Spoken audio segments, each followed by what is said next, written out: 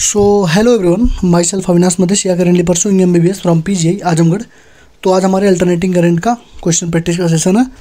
तो हम लोग आज पूरे NCERT in text example exercise PYQ और जी मेंस सारे कर लेंगे। ठीक, सबसे पहला क्वेश्चन देखो, कह रहा है कि मैंने बोला ना टारगेट मैं तुम्हें पहले बता चुका हूँ कि अगर 400 लाइक आते हैं या 100 लोग मतलब 100 अगर लाइक 100 लोग देखते हैं तो इसका 30% मुझे कमेंट चाहिए और 10% मुझे 30% लाइक चाहिए, 10% कमेंट चाहिए। मुझे पता है कि मेरे वीडियोज़ को इन वीडियोज़ को कोई बाहर लड़का नहीं देखता है। ठीक है, जो मेरे 2000 लोग हैं टेलीग्राम पे, उन्हीं में से जो 500 हैं वही देखते हैं। तो अब वो अगर मेरे साथ जुड़े हैं वो नहीं कर रहे हैं तो अब उनकी दिक्कत है, मेरी कोई दिक्कत नहीं है। मैं चैनल को मतलब एकदम डुबाऊँगा नहीं। ठीक है, तो चलो स्टार्ट करते हैं ना। पहले बता चुका हूँ। तो अल्टरनेटिंग करंट कह रहा है कि एक लाइट बल्ब है, रेटेड कितना है, पावर देखो कितना उस पर 100 वाट है। सप्लाई VRMS कितना है, सप्लाई कौन सी होती है, AC सर्किट है ना, तो सप्लाई हमारी RMS वाली होती है, 220 वोल्ट है। Find the resistance of the bulb, तो रेजिस्टेंस क्या होगा, देखो पावर इक्वल टू क्या होता है, I²R या V²R, यही तो होता है पावर का, तो V²R होता है ना। बस अपना क्या पूछा हमसे, रेजिस्टेंस पूछा है, तो रेजिस्टेंस क्या हो जाएगा V²/P। V कितना है 220 × 220 अपन पावर 100, 0 0 0 से 0 खत्म हो गया ना। 22 × 22 कितना है 484 ओम आता है ना, 22 × 22 484 होता है, 484 ओम। अब कह रहा है पीक वोल्टेज, पीक वोल्टेज क्या होता है, V0 इक्वल टू क्या होता है, तो VRMS VRMS इंटू √2, क्योंकि VRMS क्या होता है, VRMS होता है V0, VRMS क्या होता है, VRMS होता है V0/√2, तो V0 क्या होगा √2 VRMS, तो यानी कि √2 इंटू VRMS कितना है 220, यानी कि 220 इंटू 1.4, तो कितना हो जाएगा 22 × 14। तो लास्ट में 8 आएगा, 22 × 44 में कर देता हूँ, 44 × 22, 8 8 8 8 8 16 9, 968 के राउंड हमारा आ गया V0। 968 के राउंड हमारा क्या आ गया,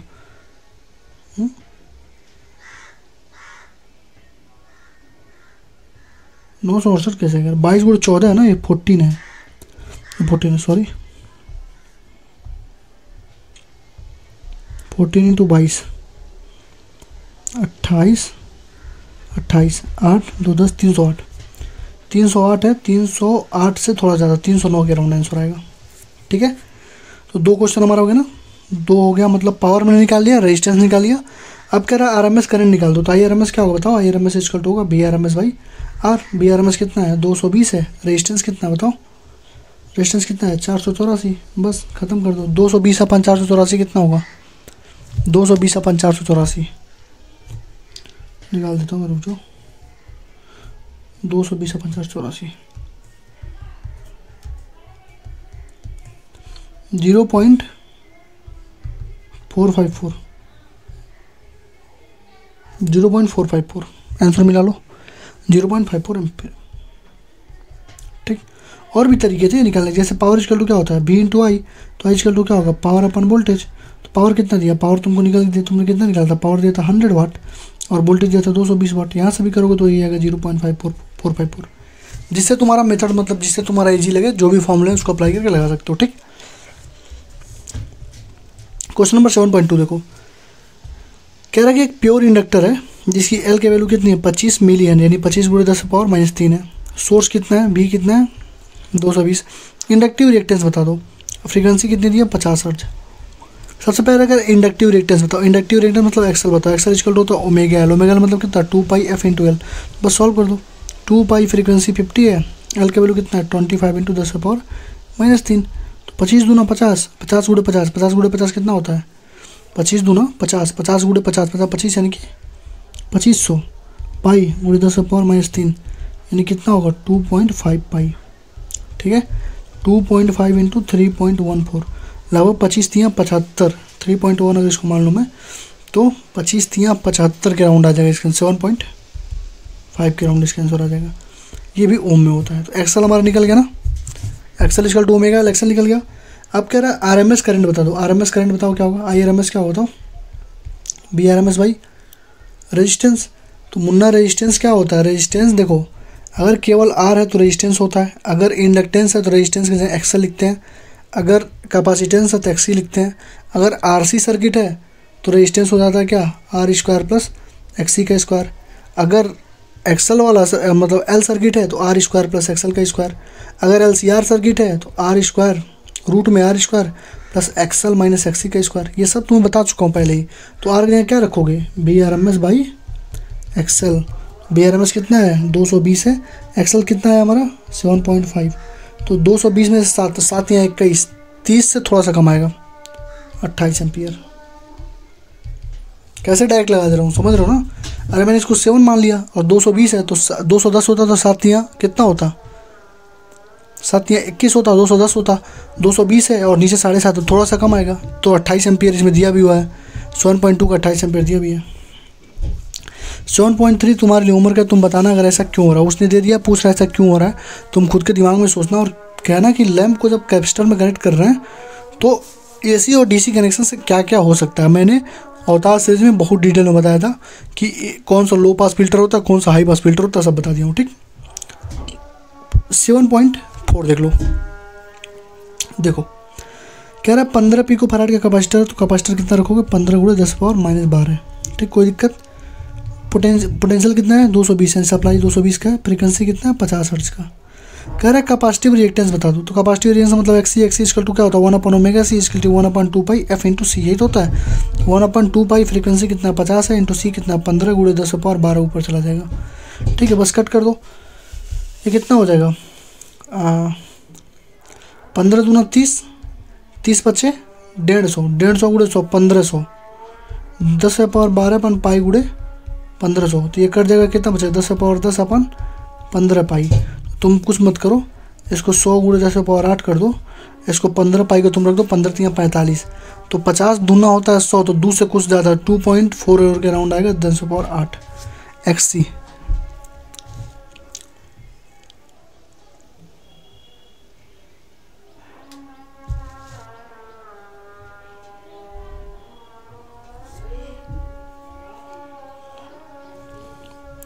कुछ गलती कर रहे हो क्या भाई, 1/2 पाई एफ सी 15 माइक्रो, अच्छा माइक्रो फराड है यार, पीको पर वही कह रहा है, आंसर क्यों नहीं आ रहा है। थोड़ा सा ध्यान रखना, मुझे हमेशा पीको ही ध्यान में आता है क्योंकि, ठीक है छोड़ो।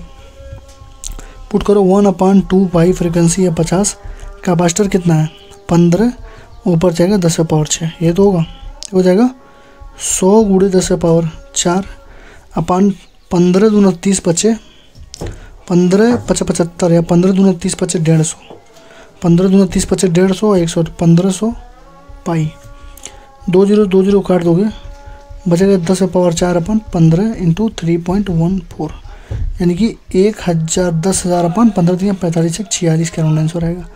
यानी लगभग इसका आंसर मैं लिख दे रहा हूँ 7.4 का 212 ओम आ गया है। ये हमारा एक्सी आ गया। अब कह रहा है आई आर एम एस निकाल दो, करंट निकालो आर एम एस और पीक। तो आई आर एम एस देखो क्या होगा, आई आर एम एस इसका हो जाएगा B R M S by XC. B R M S कितना था 220, एक्सी कितना था 212, तो 1 से थोड़ा ज़्यादा आएगा, देख लो 1.04। और आई नॉट पूछ रहा है तो आई नॉट इसका वैल्यू कितना हो जाएगा V naught upon XC. V naught का वैल्यू बता दो। अरे तो वी नॉट निकालो ही क्यों ना, जब आई आर एम एस तुमको निकल गया तो तुमको अभी मैं ऊपर बताया हूँ कि आई नॉट इसका वैल्यू क्या होता है रूट में 2 into I R M S, तो 1.04 इंटू रूट 2 का वैल्यू 1.414, तो एक करने 1 और 4 लगभग 1 से 1.5 के बीच में आएगा, 1.5 के राउंड आएगा ये। तो हमने पहले एक्सी निकाल लिया, अभी देखो ऊपर मैंने एक्सेल निकाला था, देखो सब कुछ रिवाइज हो रहा है। एक्सेल निकाल दिया, एक्सी निकाला, एक्सी में क्या होगा ओमेगा और सी करके हमने पूरा निकाल दिया, और हमारा आई आर एम एस निकल गया, आई नॉट निकल गया। अब देखो कह रहा है कि if the frequency is doubled what happens to the capacitive reactance and current. देखो अगर मैंने यहीं पे कर रहा हूँ, अगर मैंने फ्रीक्वेंसी को डबल कर दिया तो देखो एक्सी इक्वल टू होता है 1/2 पाई एफ सी। अगर फ्रीक्वेंसी को डबल कर दोगे एक्सी अपने आप आधा हो जाएगा, यहाँ तक कोई दिक्कत, ठीक समझ रहे हो ना। तो अगर एफ को बढ़ाओगे तो एक्सी अपना आधा हो जाएगा, यानी कि कैपेसिटिव रिएक्टेंस आधी हो जाएगी, क्या हो जाएगी हाफ हो जाएगी। अब कह रहा है करंट क्या होगा, करंट इक्वल टू होता है आई इक्वल टू क्या होता है वी बाई एक्सी। तो अगर तुमने कैपेसिटेंस को बढ़ाया, फ्रीक्वेंसी को बढ़ाया, एक्सी कम हुई तो करंट हमारा क्या होगा बढ़ जाएगा, यानी करंट क्या हो जाएगा 2i हो जाएगा, समझ रहे हो। अरे भैया, और रेजिस्टेंस ही है, रेजिस्टेंस घटाता है चीज़ों को, रेजिस्टेंस जो है करंट को अपोज करता है। तो यहाँ पे देख रहे हो कि एक्स और सी क्या है, यानी कैपेसिटिव रिएक्टेंस क्या है कि वो भी एक तरह का रेजिस्टेंस ही है। तो अगर वो कम हो रहा है तो जाहिर सी बात है करंट बढ़ेगी हमारी, ऐसा भी कर सकते हो। तो ये हो गया 7.8। देख लो अब पूरा एलसीआर सर्किट आ गया। एलसीआर देखो कैसे सॉल्व करते हैं, एकदम बच्चों का खेल एलसीआर सॉल्व करना। देखो कह रहा है कि पीक वैल्यू कितनी है, यानी कि वी नॉट दिया हुआ है कितना है 283 वोल्ट। तो बी आर एम एस क्या हो जाएगा, बी आर एम एस क्या होगा, बी नॉट बाई √2 283 अपन √2 हो जाएगा पहली चीज़। एल सी आर दिया है, आर एल सी दिया है, फाइंड द इम्पीडेंस। इम्पीडेंस क्या होता है, जेड इक्वल टू क्या होता है अंडर रूट में R square plus XL minus XC या एक्सी माइनस एक्सएल का स्क्वायर। तो बताओ एक्सएल ज़्यादा है कि एक्सी ज़्यादा है। रेजिस्टेंस 3 है, एल 25 है, सी 796 है। तो ज़्यादा कौन है, ज़्यादा कौन है, एल ज़्यादा है, क्योंकि ये मिली में है, मिली हेनरी में, और ये माइक्रो में है। 10⁻³ में है, ये 10⁻6 में। तो कौन ज़्यादा है, एक्सएल। तो एक्सएल माइनस एक्सी करके स्क्वायर कर दो, बस ख़त्म कहानी। रेजिस्टेंस का कितना है 3 का 9 प्लस एक्सएल माइनस एक्सी। अब बताओ भाई, एल दिया हुआ है तो पहले एक्सएल निकालना पड़ेगा, एक्सी दिया हुआ है। देखो मुन्ना, एक क्वेश्चन लंबा पड़ेगा, ठीक है, यहाँ लगाता हूँ, ठीक है, जगह है क्या इसमें, यहीं कर देता हूँ, रुक जाओ, ठीक है। पहले निकालो एक्सएल। एक्सएल इसको होता है ओमेगा एल, यानी कि 2πf इंटू एल। तो 2π फ्रिक्वेंसी कितनी है 50 हर्ट्ज है, इंटू एल कितना है 25.48 इंटू 10⁻³ तो हो जाएगा कितना 100π इंटू, इसको 25 मान लो सीधे सॉल्व करने के लिए, 10⁻³ यानी कि 25π × 10⁻⁻1 यानी कि 2.5 पाई, ठीक है। एक्सएल आ गया, एक्सी निकालो 1/ω/c 1/2πf इंटू सी। 1/2π फ्रिक्वेंसी कितनी है 50 है, और कैपेसिटेंस कितना है 796, ऊपर चला जाएगा 10⁻6 माइक्रो फैराड है ना, नीचे 10⁻⁻ चलेगा, ऊपर चलेगा 10⁻6। कोई दिक्कत नहीं होगी। फिर से सॉल्व करते हैं, 10⁻6 = 100π इंटू 796, ठीक है। कितना बचेगा 10⁻4 अपन 796 पाई।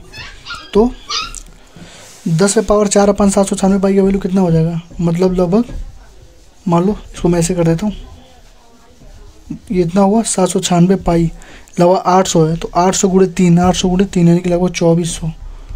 1 0 कटेगा, 2500 को 100 तो 24 से थोड़ा सा मतलब 4 से ज़्यादा आना चाहिए, 4 से ज़्यादा आना चाहिए। 4 ही आएगा, 4 के राउंड आएगा, ठीक है, 4 के राउंड। तो यहाँ क्या हो जाएगी, देखो ये 3 का स्क्वायर प्लस 4 का स्क्वायर, तो क्या आता है जेड का वैल्यू कितना आ जाएगा, रूट में 25 यानी कि 5 आ जाएगा। यानी जेड का वैल्यू कितना आ गया बताओ, जेड का वैल्यू हमारा 5 आ गया। देख लो कैलकुलेशन था, बाकी तुम्हारा अच्छा क्वेश्चन था, इंपॉर्टेंट है, एक बार करके जाना। इसको कर लोगे तो LCR LR ये सारे फॉर्मूले तुम्हारे तैयार हो गए यहाँ से, कैसे क्या करते हैं। तो जेड का वैल्यू 5 आ गया, दिया तो है। कह रहा है फेज डिफरेंस बिटवीन, तो फेज डिफरेंस tan phi = क्या होता है, कौन ज़्यादा था, तो एक्सएल था, तो XL minus XC upon R, ये फेज डिफरेंस होता है। तो एक्सएल माइनस एक्सी कर दो, एक्सएल माइनस एक्सी, एक्सएल कितना बताओ, कितना लिखा नहीं क्या,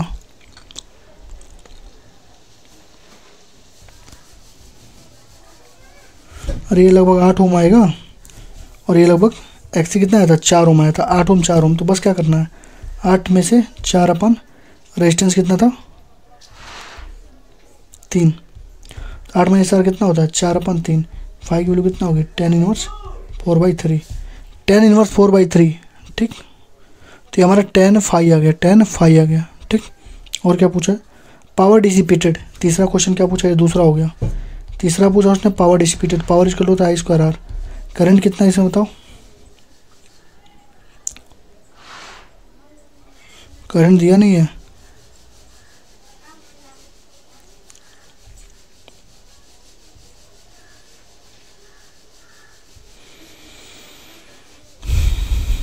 $283 से 5 करके कॉस फैक्टर निकल के बॉस भाई। चलो यहाँ से मत निकालो, यहाँ से निकाल लो। तुमको क्या दिया है, BRMS दिया है, BRMS कितना है 283 अपन √2 और रेजिस्टेंस तुमको कितना दिया है 50, सॉरी यार, रेजिस्टेंस 3 है तो आई इक्वल टू क्या हो जाएगी V/R। बी है कितना 283/√2 × 3, ये कर लेना, यहाँ से करंट आ जाएगा IRMS। ठीक है, अब तुमसे पूछ रहा है पावर फैक्टर बता दो। पावर फैक्टर चौथा देखो, पावर फैक्टर को बोलते हैं cos phi। cos phi equal to होता है R/Z। R कितना था 3 था, Z हमारा कितना था 5 था, तो 3/5 हमारा क्या हो जाएगा cos फैक्टर हो जाएगा। ठीक है, cos phi ये हमारा पावर फैक्टर होता है। तो 4 क्वेश्चन था, देखो इन्हीं चारों क्वेश्चन से यही सेम के सेम क्वेश्चन रिपीट होते रहते हैं। ठीक है, हर साल यही क्वेश्चंस आपस में रिपीट होते रहते हैं, एक कभी ये पूछ लेगा, कभी LR पूछ लेगा, कभी CR पूछ लेगा, यही सारी चीज़ें रिपीट होती रहती हैं। ठीक, क्वेश्चन नंबर 7.5 देखो, कह रहा है कि अगर लाइट बल्ब ओपन, देखो ये क्वेश्चन अभी मैं तुम्हें PIQ कराऊंगा तो वहाँ पर भी आया है। ठीक है, यही सेम क्वेश्चन उठा के पूछ रहा है, कह रहा है कि अगर स्विच को क्लोज कर दिया, अगर आयरन रॉड को डाल दिया, जैसे देखो इसमें तुम जैसे आयरन रॉड इसमें डालोगे, ठीक है, इसका क्या होगा, आयरन रॉड जैसे इंजर्ट करोगे, आयरन रॉड इंजर्ट करोगे तो इंजर्ट करने पर क्या होगा, L की वैल्यू हमारी बढ़ जाएगी, यानी कि इंडक्टेंस हमारी क्या हो जाएगी, बढ़ जाएगी। जैसे इंडक्टेंस बढ़ी, L बढ़ने का मतलब क्या होगा, XL बढ़ गया। इंडक्टेंस बढ़ने का मतलब क्या होगा, XL इक्वल टू क्या, तो ओमेगा L, तो L बढ़ा तो XL बढ़ गया। अब XL बढ़ जाएगा तो ये बताओ क्या करंट, ये बताओ XL अगर बढ़ गया तो करंट बढ़ेगा घटेगा, तुम खुद सोचो। XL क्या हमारा रिएक्टेंस है, मतलब रेजिस्टेंस है, तो अगर XL ही बढ़ गया तो जाहिर सी बात है करंट क्या होगी, डिक्रीज करेगी, यानी बल्ब की जो ब्राइटनेस होगी कम हो जाएगी। ठीक है, एक चीज़ और देख सकते हो, अगर XL बढ़ेगा तो ये भी यहाँ बढ़ जाएगा, पोटेंशियल जो LP अराउंड होगा वो बढ़ जाएगा, यानी अगर 100 वाट यहाँ से आएगा, 100 वोल्ट अगर यहाँ से आएगा, लगभग 70-80% जो भी होगा ज़्यादा वाला चाहिए खा लेगा, और जो बच कुछ जाएगा वो इसमें जाएगा। समझ रहे हो ना। तो ये क्वेश्चन नीट में भी पूछा है, वहाँ पर भी मैंने समझाया तुमको। ठीक है, तो अगर तुमने कोई रॉड डाला तो उसका इंडक्टेंस जाएगा बढ़, इंडक्टेंस बढ़ने का मतलब हुआ XL equal to omega L, यानी कि L बढ़ेगा तो XL बढ़ जाएगा, XL जैसे बढ़ता है तो करंट अपने आप कम हो जाएगा, क्योंकि XL इक्वल टू क्या होता है, रिएक्टेंस ही है, जितना ज़्यादा रिएक्टेंस यानी रेजिस्टेंस को बढ़ाओगे उतना वो कम होगा, तो वो बढ़ जाएगा अपने आप, हमारा स्लो, थोड़ा सा स्लो जलने लगेगा। तो इसका आंसर देख लेता हूँ, बल्ब विल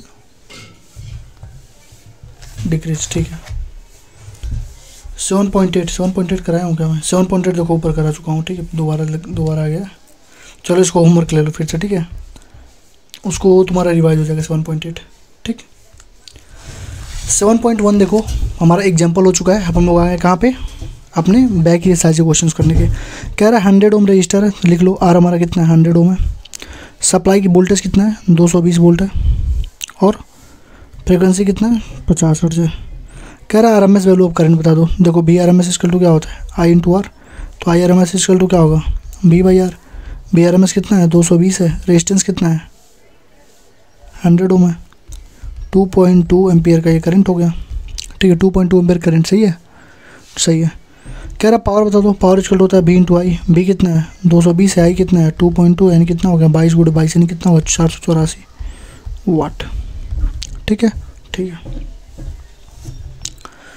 अब देखो पीक वोल्टेज दिया है 300 वोल्ट, यानी V0 का वैल्यू दिया कितना 300 वोल्ट, तो BRMS पूछ रहा है, तो BRMS इक्वल टू क्या होता है V0/√2।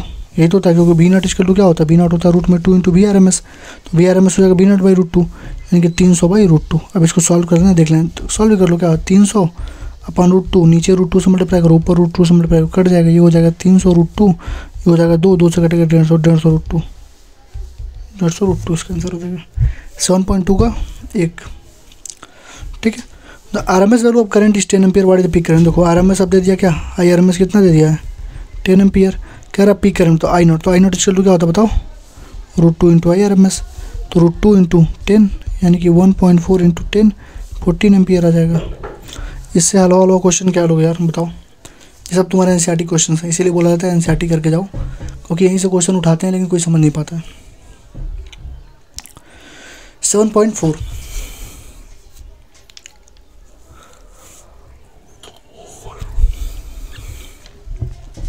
कह 60 माइक्रोफैराड का कैपेसिटर कनेक्टेड है। कैपेसिटर कितनी है 60 × 10⁻⁻6 फैराड। BRMS कितना है 110 वोल्ट। फ्रीक्वेंसी कितनी है 60 हर्ट्ज। कह रहा है determine the RMS value. RMS value of current तो IRMS तुमको चाहिए, तो RMS क्या होगा BRMS × XC। तो कैपेसिटर है तो कैपेसिटर में रेजिस्टेंस होता नहीं, XC होता है, तो बस BRMS कितना है 110 है, XC निकाल लो। XC इक्वल टू होता है 1/ωc यानी कि 1/2π F × C यानी कि 1/2π। फ्रीक्वेंसी कितनी है 60 है, इंटू C कितनी है 60, 10⁻6 ऊपर चला जाएगा, तो XC की जगह क्या रख दोगे 10⁻6 इधर आएगा, ये पूरा चीज़ ऊपर चला जाएगा, 2π × 3600। ठीक है, 1 2 3 यहाँ से 10⁻3 ये बचेगा। ठीक, यानी 36 दूना 72 पाई गुड़े 11/1000 हमारे पास क्या आ जाएगा IRMS। तो 72 × 11 कर लेते हैं, क्या दिक्कत है 72 × 11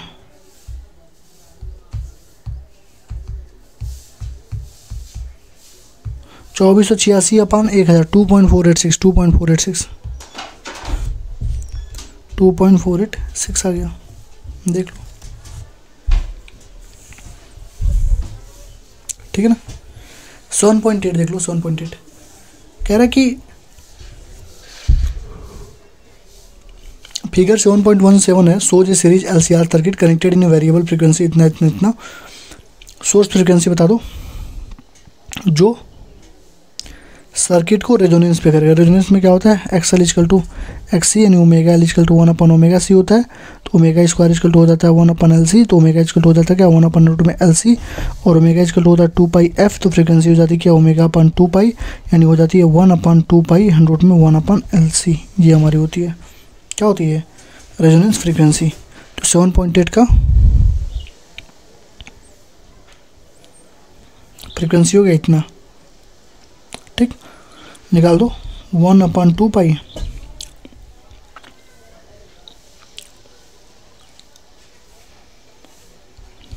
1/L का वैल्यू कितना है 5 हेनरी। C कितना है 80 और 10⁻6, तो 10⁻3 बाहर आ जाएगी, तो 1/2π, और ये कितना बाहर आएगा 8 × 5 = 40, 400 का 20 बाहर आ जाएगा, कितना हो जाएगा ठीक है 100, 2 बार में कटेगा कितना 50, 2 बार में कटेगा कितना 25, 25/π 25 पाई × 3.14 3 8 के राउंड कटेगा। 7.8 का ये 8 हमारा इसका फ्रीक्वेंसी आ जाएगा। ठीक है,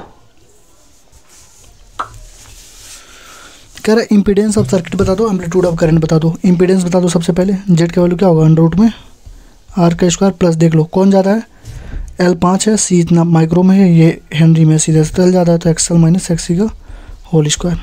तो कर दो R का वैल्यू कितना होगा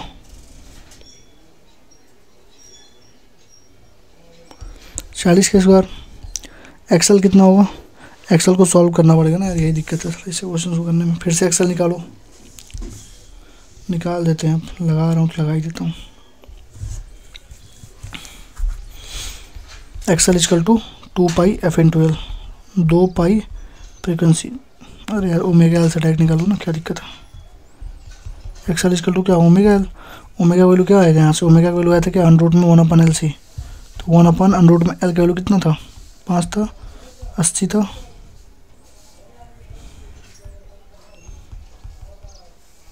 अच्छा, तो 10⁻³ बाहर आया अपान में, और 8 × 5 = 40, 400 20 × 10⁻³ अपान में, तो कितना हो जाएगा 1000/20 50 आया था। तो 50 × L कितना है 5 यानी कि कितना हो गया 250। XC कितना 1/ωc कि 1/ω50 है। C कितना है 80 × 10⁻6 ऊपर चला जाएगा, तो 1 2 10⁻4 बचेगी, 2 3 4 5 × 40 0 कट गया, 4 से बचे कितने 250 बार में। ये हमारा कितना हो जाएगा, ये भी 250, XL भी हो गया XC भी हो गया, दोनों हमारे क्या हो गए 250 हो गए। तो इम्पीडेंस क्या हो जाएगा, इम्पीडेंस क्या हो जाएगा, बहुत ही अच्छा क्वेश्चन है। तुम्हें पढ़ाया था मैंने, जब XL XC के बराबर हो गया यानी Z हमारा R के बराबर हो जाएगा, सिंपल सी बात है, तो Z हमारा 40 ही रहेगा। क्यों, क्योंकि ये भी 40 है 250 है, और ये भी 250 है। ये दोनों खत्म हो जाएंगे तो बचेगा 40 के स्क्वायर में 40, यानी जेड हमारा आर के बराबर हो जाएगा 40 के बराबर। आई पूछ लिया तुमसे, I is to be R M S by R कर दो। बी आर एम एस कितना है बताओ? 230। और रेजिस्टेंस हमारा कितना है? 40 ही रहेगा, क्योंकि जेड निकालेंगे ना, जेड हमारा 40 ही रहेगा। तो 23/4 यानी कि 4 × 24 यानी 5.8 वोल्ट के राउंड आ जाएगा करंट हमारा।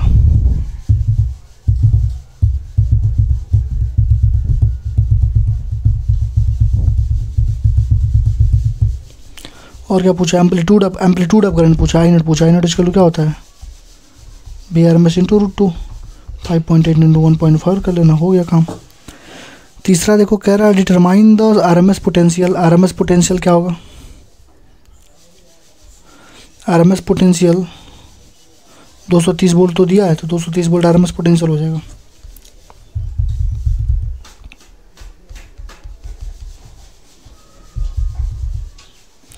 बस इतना 2 क्वेश्चन, ऊपर वाला सही था, नीचे वाला तो एकदम बेकार है।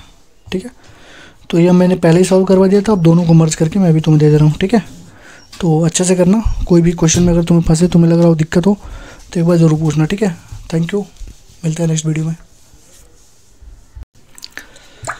चलो, तो क्वेश्चन नंबर 1 देखो, कह रहा था R M S value of potential difference भी shown in the figure is. कह रहा है कि इस फिगर में potential value R M S value बता दो पोटेंशियल डिफरेंस का। देखो, कहीं पर भी तुमको पोटेंशियल वैल्यू कुछ भी निकालना हो, कुछ भी तुमको निकालना हो, तो तुम्हारे पास एक ही चीज़ मालूम होता है, आर एम एस दिया ना, तो देखना तुम ऐसी चीज़ें ही वो पूछेगा। जैसे देखो बी आर एम एस, तुम्हें देखते ही मतलब एक चीज़ मालूम हो रही होगी कि उसने पूछा हमसे बी आर एम एस, तो भैया बी आर एम एस तो होता है क्या? B0/√2। तो ये तुम्हारा आंसर इज मिल गया तुमको, सी मिल गया B0/√2, क्योंकि वही आंसर होगा, क्योंकि कहाँ से कहाँ तक जा रहा है, T/2 में और T में, तो डायरेक्ट तुम्हें मिल गया बी आर एम एस कितना? B0/√2। यहाँ पर तुम्हें अगर कोई भी चीज़ सॉल्व करना, आई आर एम एस पूछे, जैसे मान लो तुमसे कह रहा है आई आर एम एस निकालो, तो आई आर एम एस निकालने के लिए मैं तुम्हें क्या बताया था? I²dt/dt इंटीग्रेट करो 0 से t तक, इंटीग्रेट करो 0 से t तक। उससे तुमसे पूछा क्या? बी आर एम एस, तो बी आर एम एस को क्या करोगे? B²dt/dt, उसको इंटीग्रेट करो 0 से t तक, इसको पहले वाले नीचे वाले को भी, इसको भी इंटीग्रेट करो 0 से t तक। ये तो था, यही था ना भाई, B²dt/dt 0 से t तक, ये पूरा ये होता ना 1/2 होता है, ये अंडर रूट में होता है। ठीक है, यही हुआ ना, बस काम अपना बन गया। 0 से T/2, T से T/2। ठीक है, अब देखो यार, थोड़ा सा मुझे जो करना होता तो मैं सीधे VRMS/√2 करके आगे बढ़ जाता, लेकिन तुम्हें समझाने के लिए मैं फिर से समझा रहा हूँ। देखो, जैसे मान लो तुमको निकालना है BRMS, तो BRMS जब भी निकालना तो क्या लिखोगे? B²dt/dt इंटीग्रेट करो 0 से t तक, इसको इंटीग्रेट करो 0 से t तक, और पूरे को रखो किस में? 1/2 में। ये तो बताया था मैंने। ठीक, तब यही होता है, इसको इंटीग्रेट कर दो तो कितना हो जाएगा? B²dt B0 का स्क्वायर dt। B² मतलब क्या दिया है? B0 दिया ना, B0 दिया ना, यहाँ देखो B0 B0, तो B0 का स्क्वायर dt प्लस दूसरा 0, यहाँ पे कितना? 0 dt, ये पूरा ख़त्म हो जाएगा। चलो B0² dt बचेगा बस, और ये हो जाएगा क्या? dt। इसको कहाँ से कहाँ तक? 0 से T/2 तक, और ये कहाँ से कहाँ तक? 0 से t तक। तो बस हो तो गया, B0 का स्क्वायर हो गया, और dt है तो उसके लिए एक बार पुट करो t, अगर पुट करो कितना? T0 पे पावर T/2 पावर हो जाएगा 1/2। इसको सॉल्व करो तो हो जाएगा क्या? B0 का स्क्वायर अपन t, ये हो जाएगा T/2, ये हो जाएगा 1/2, ये हो जाएगा कितना? B0 का स्क्वायर अपन 2, क्योंकि t से t खत्म, और 1/2। तो देखो क्या आ गया? B0/√2 आ गया। वही सेम चीज़ है। तो ये था कि यहाँ पे थोड़ा लेंदी वे में चला गया हमने, और यहाँ पे मतलब डायरेक्ट हमने कर लिया था। तो तुम्हें ये समझ रखना, तुम बस एक चीज़ याद रखना कि मैं यहाँ फिर से लिख दे रहा हूँ कि कभी भी तुमसे VRMS IRMS कुछ भी पूछे तो क्या करोगे? B²dt/dt उसको इंटीग्रेट कर दो 0 से t तक, जहाँ तक भी पूछो वो, जहाँ से जहाँ तक वो पूछे तुमसे वहाँ से इंटीग्रेट कर दो। ठीक है, तो ये हमारा इसके आंसर निकल आएगा। ठीक, एसी सर्किट में ये कौन कौन से रिलेटेड हैं? तो IRMS क्या होगा? I0/√2 होता है। अभी निकालो B0/√2, VRMS क्या था? B0/√2, तो IRMS क्या होगा? I0/√2, सिंपल सी बात है। तीसरा देख लो, 1994 यार, बहुत पुराना क्वेश्चन है। कह रहा है 2 cable of copper of equal length, one of them single wire of area इतना, दूसरा मल्टीपल वायर। देखो मल्टीपल वायर एसी का यूज़ कर, देखो कभी भी एसी वाले तार देखना, जब भी तुम किसी तार को खोलोगे ना ऐसे, उसमें बहुत सारे तांबे होते हैं, जो भी मतलब उसका वायर होता है पतला पतला बहुत ज़्यादा होता है। तो मल्टीपल वायर यूज़ करते हैं ताकि अच्छे से हमारी फ्लो बन सके, ताकि करंट का फ्लो बहुत अच्छे से हो सके। ठीक है ना, तो मल्टीपल हम लोग यूज़ कर लेते हैं।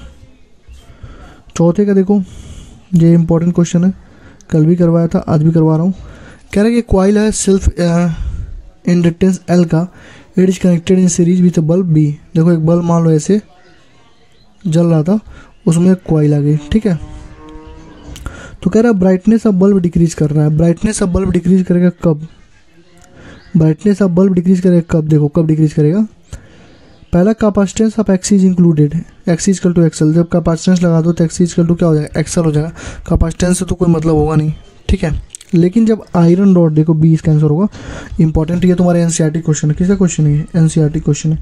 जब तुम आयरन रॉड इसमें डालोगे, तो इसमें क्या होगा, इंडक्टेंस डेवलप होगा और वो चेंज करेगा, क्योंकि आयरन रॉड के डालने की वजह से क्या होगा, उसमें मैग्नेटिक फील्ड के चेंजेस आएंगे ना, मैग्नेटिक फील्ड के चेंजेस आएंगे तो इंडक्टेंस हमारा ऐसे मतलब वो होगा। तो इसके वजह से क्या होगा, इंडक्टिव रिएक्टेंस हमारा क्या हो जाएगा, इंडक्टिव रिएक्टेंस मतलब एक्सल हमारा बढ़ जाएगा, एक्सल बढ़ जाएगा ना हमारा। तो एक्सल अगर बढ़ गया तो अगर करंट यहाँ से 100 वोल्ट का जा रहा था तो 90% 70% जो भी जाना होगा, मैक्सिमम वोल्टेज कहाँ जाएगा, यहाँ जाएगा। यानी कि अगर 100 रुपये लेके जाओगे तो 60 70 80 रुपये यही खा लेगा, बचेगा 20 रुपये इसको, यानी कि तो इसलिए ये कम ग्लो करेगा। समझ रहे हो ना। लार्जर फ्रैक्शन ऑफ एक्सल का मतलब एक्सल अगर बढ़ गया, इंडक्टिव रिएक्टेंस अगर बढ़ गया, उसका मतलब क्या होता है, देखो V इक्वल टू क्या होता है, I/R, ये तो होता है। तो जब तुम R को ही बढ़ा दिया, R का मतलब क्या है, ये रेजिस्टेंस है, ये एक्सल हमारा क्या है, रिएक्टेंस है, वो भी हमारा वही होता है। V equal to I XL हो जाएगा। अगर ये एक्सल तुमने बढ़ा दिया तो पोटेंशियल बढ़ गया, यानी कि अगर 100 रुपये यहाँ दोगे तो यही 80-90 रुपये यही खा लेगा, 10 रुपये यहाँ जाएगा बस। तो इसका मतलब क्या, वो घट जाएगा, इसकी वजह से आयरन रॉड की वजह से घट जाएगा। ठीक, कह रहा current I in the AC circuit with inductance coil varies with time according to with voltage time. Voltage time का ग्राफ बना दो। ये बताओ करंट लैग करता है कि लीड करता है? तुमको मालूम है करंट लैग करता है, किस में, इंडक्टेंस में। तो करंट यहाँ पे है तो वोल्टेज कहाँ होगा, यहाँ से 90 डिग्री आगे होगा, पहला आंसर होगा हमारा। ठीक है, ये दोनों तो होगा नहीं, ये होगा नहीं, क्योंकि वोल्टेज और ये दोनों फेज में होते नहीं है। 90 डिग्री लैग करता है, यानी करंट हमारा लैग करता है तो वोल्टेज हमारा क्या करता है, लीड करता है। सिंपल सी बात है। तो करंट लैग करता है, वोल्टेज लीड करता है। ठीक है, करंट लैग करता है, वोल्टेज हमारा लीड करता है। ठीक, क्वेश्चन नंबर 6 देखो। अब जो पूछा आप देखो, क्वेश्चन बहुत जल्दी होंगे, बहुत आसान होंगे। देखो कह रहा है कि 40 माइक्रोफैराड का कैपेसिटर है कनेक्टेड टू 200 वोल्ट। 200 वोल्ट का मतलब कितना दिया है, VRMS कितना दिया है, 200 वोल्ट दिया है। RMS वैल्यू ऑफ करंट, तो IRMS क्या होगा बताओ, IRMS क्या होगा, VRMS बाई R। तो अब R भी तो निकालना है, R निकालना है, R तो है नहीं, रेजिस्टेंस तो है नहीं, यहाँ पे क्या है, कैपेसिटर है। तो कैपेसिटर में कौन सा रिएक्टेंस होगा, कैपेसिटर में होगा XC। XC इक्वल टू क्या होता है, 1/ωc, यानी कि 1/2πfc, ये हमारा रेजिस्टेंस होगा। ठीक है, तो क्या हो जाएगा, VRMS कितना है 200 वोल्ट अपन R कितना है XC, यानी कि ऊपर चला जाएगा 2π। फ्रीक्वेंसी कितनी है 50 हर्ट्ज की है, कैपेसिटिव कितनी है 40 × 10⁻⁴ कितनी है -12। बस सॉल्व कर लेते हैं। ये तो 1 2 3 4, यही तो है ना भैया, यही तो है ना। ये चाहे माइक्रो फैराड है, पीको थोड़ी ना, माइक्रो है। 10⁻−12 है, 10⁻6। तो 1 2 3 4 से तो खत्म हो गया, 10⁻−2 बचा, गुड़े 4 × 5 20, 20 दूना 40, 40 दूना 80, 80 पाई। तो कितना हो जाएगा 8 × 10⁻−1, यानी कि नहीं इंटू पाई। तो 8 दिया 24, 2 पॉइंट मान लो 24 25 कुछ भी आए, 25 × 10⁻−1 अगर है 2.5 के राउंड आएगा कुछ। C 6 का C। ठीक, क्वेश्चन नंबर 7 देखो। कह रहे BT equal to V0 sin ωt applied हुआ है cross ideal capacitor, current phase with voltage. क्या करंट फेज विथ वोल्टेज में होता है, बिल्कुल गलत बात है। कैपेसिटर लग गया ना तो करंट हमारा लीड करेगा। 180 से नहीं करता भाई, 90 से करता है। करंट लैग वोल्टेज नहीं लीड करता है ओवर ए फुल साइकिल। अब एक तो एक ही बचा, तो एक ही हमारा आंसर होगा, पढ़ने की जरूरत भी नहीं है। वैसे पढ़ लो, over a full cycle the capacitor C does not consume any energy from the voltage source. ठीक, फुल साइकिल में कैपेसिटर क्या करेगा, कोई कंज्यूम एनर्जी नहीं करेगा वोल्टेज सोर्स से। ठीक, समझ लो ना क्यों, क्योंकि एनर्जी जो कैपेसिटर में स्टोर होती है ना, वो चार्ज को जब कैपेसिटर, देखो कैपेसिटर जो एनर्जी में स्टोर होती है, जो कैपेसिटर में जो चार्ज हमारा स्टोर होता है ना, जो हमारी एनर्जी स्टोर होती है, एनर्जी जो स्टोर होती है वो कब काम आती है, वो काम में आ जाती है जब हम लोग डिस्चार्जिंग, जब कैपेसिटर की डिस्चार्जिंग हो रही होती है वहाँ पे। तो ऐसे भी याद कर सकते हो, बाकी 3 ऑप्शन एलिमिनेट करके चौथा ऑप्शन भी तुम निकाल सकते हो। ठीक है, अच्छा क्वेश्चन है, रिवाइज कर लेना। ठीक, कह रहा कि एसी सर्किट है, अल्टरनेटिंग वोल्टेज है 200√2 sin omega T in the capacitor of इतना microfarad, the RMS value of current. देखो आई आर एम एस क्या होता है, फिर निकालो V R M S by R. तो आर यहाँ पे क्या होगा बताओ, कैपेसिटर है ना, तो क्या हो जाएगा V R M S into X C. तो एक्स सी क्या हो जाएगा, एक्स इक्वल टू होता है 1/ओमेगा, एक्स इक्वल टू क्या होता है ओमेगा सी, 2πf सी, यानी V R M S into 2πf into C, यही तो होगा। बस पुट कर दो अपना, कहानी खत्म। वी आर एम एस कितना दिया है, देखो ये 200√2, ये हमारा क्या होता है वी नॉट होता है। ठीक है, यही तो बताया था मैंने। तो वी आर एम एस, रुक जाओ sorry, V R M S क्या होता है V not by √2। V not कितना दिया 200/√2, ये खत्म हो गया, कितना बचेगा 200, यहाँ रखा 200 इंटू 2π इंटू फ्रिक्वेंसी कितनी दी है, फ्रिक्वेंसी की हमको 2πfc की जरूरत ही नहीं है। देखो 2πfc फ्रिक्वेंसी निकालने की जरूरत ही नहीं है। ये क्या हो जाएगा हमारे पास वी आर एम एस अपन एक्सएल इक्वल टू क्या होता है ओमेगा, एक्स इक्वल 1/ओमेगा सी, तो इंटू ओमेगा इंटू सी हो जाएगा। ठीक है, वी आर एम एस हो गया कितना 200, ओमेगा कितना दिया देखो, ये साइन ओमेगा टी, ओमेगा कितना दे दिया 100 इंटू सी कितना दे दिया बताओ 1 माइक्रोफैराड, 10⁻⁶, बस खत्म हो गया। 1 2 3 4 2 × 10⁻², यानी कि 20 × 10⁻³ यानी कि 20 मिली एम्पियर। अब इससे हलवा क्वेश्चन क्या लोगे बताओ, कुछ है नहीं, बस फॉर्मूले को पुट करो आंसर निकालो, फॉर्मूले को पुट करो आंसर निकालो। देखो कह रहा है capacitor has capacity C has reactance X, यानी कि सी का रिएक्टेंस कितना एक्स है। अगर capacitance and frequency become double, capacitance तो फ्रीक्वेंसी दोनों डबल हो जाए, तो बताओ रिएक्टेंस क्या होगा। तो रिएक्टेंस देखो कैपेसिटर में रिएक्टेंस एक्स सी होता है, एक्स इक्वल टू होता है 1/ओमेगा-c, यानी कि 1/2πf इंटू सी। ठीक है, तो पहले x था, अब मान लो y था, x था y था, तो x के जगह क्या हो जाएगा f2/f1 इंटू c2/c1, उल्टा चलेगा ना, देख लो f2 कितना है डबल हो गया 2f/f, c2 कितना है जो भी डबल हो गया 2c/c, खत्म 2 to 4 हो जाएगा, यानी पहले x था अब y, तो y इक्वल टू कितना हो जाएगा xy 4 हो जाएगा क्या, xy 4 सही है। कह रहा है कि कैपेसिटेंस में क्या होता है एक्स इक्वल टू क्या होता है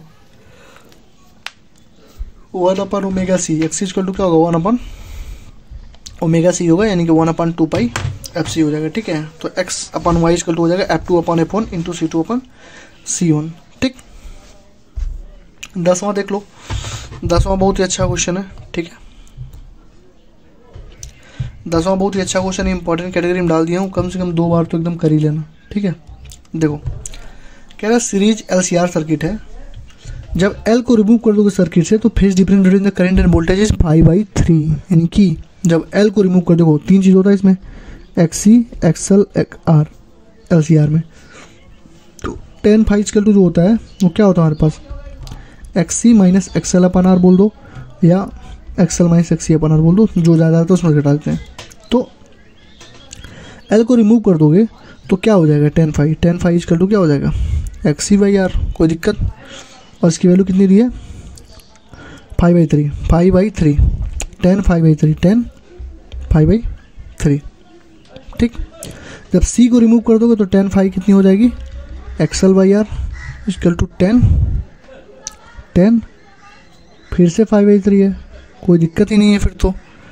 अब 1 से 2 में तुम देख लो, पहला इक्वेशन देख लो, दूसरा इक्वेशन देख लो, दोनों में tan पाई बाई 3 है, tan पाई बाई 3 है, यानी कि एक्सल यानी कि XC by R equal to XL by R है, आर 4 खत्म, यानी XC इजकल टू क्या है, एक्सल है।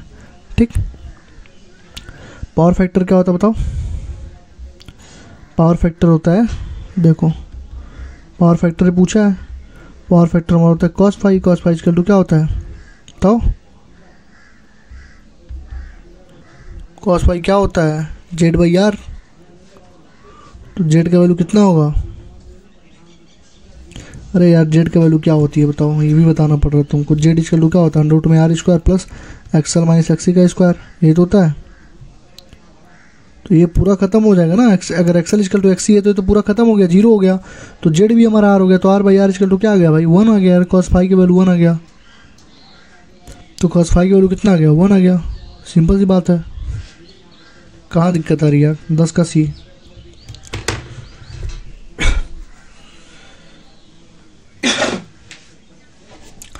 देखो अगर कोई थोड़ा सा भी दिमाग लगाता तो उसको एक चीज़ दिख जाती है यहाँ से कि एल को रिमूव करने पे पाई बाई 3 है, इसको रिमूव करने पाई बाई 3, यानी कि कोई फर्क ही नहीं पड़ रहा, यानी एक्सएल हमारा एक्सी के बराबर ही होगा।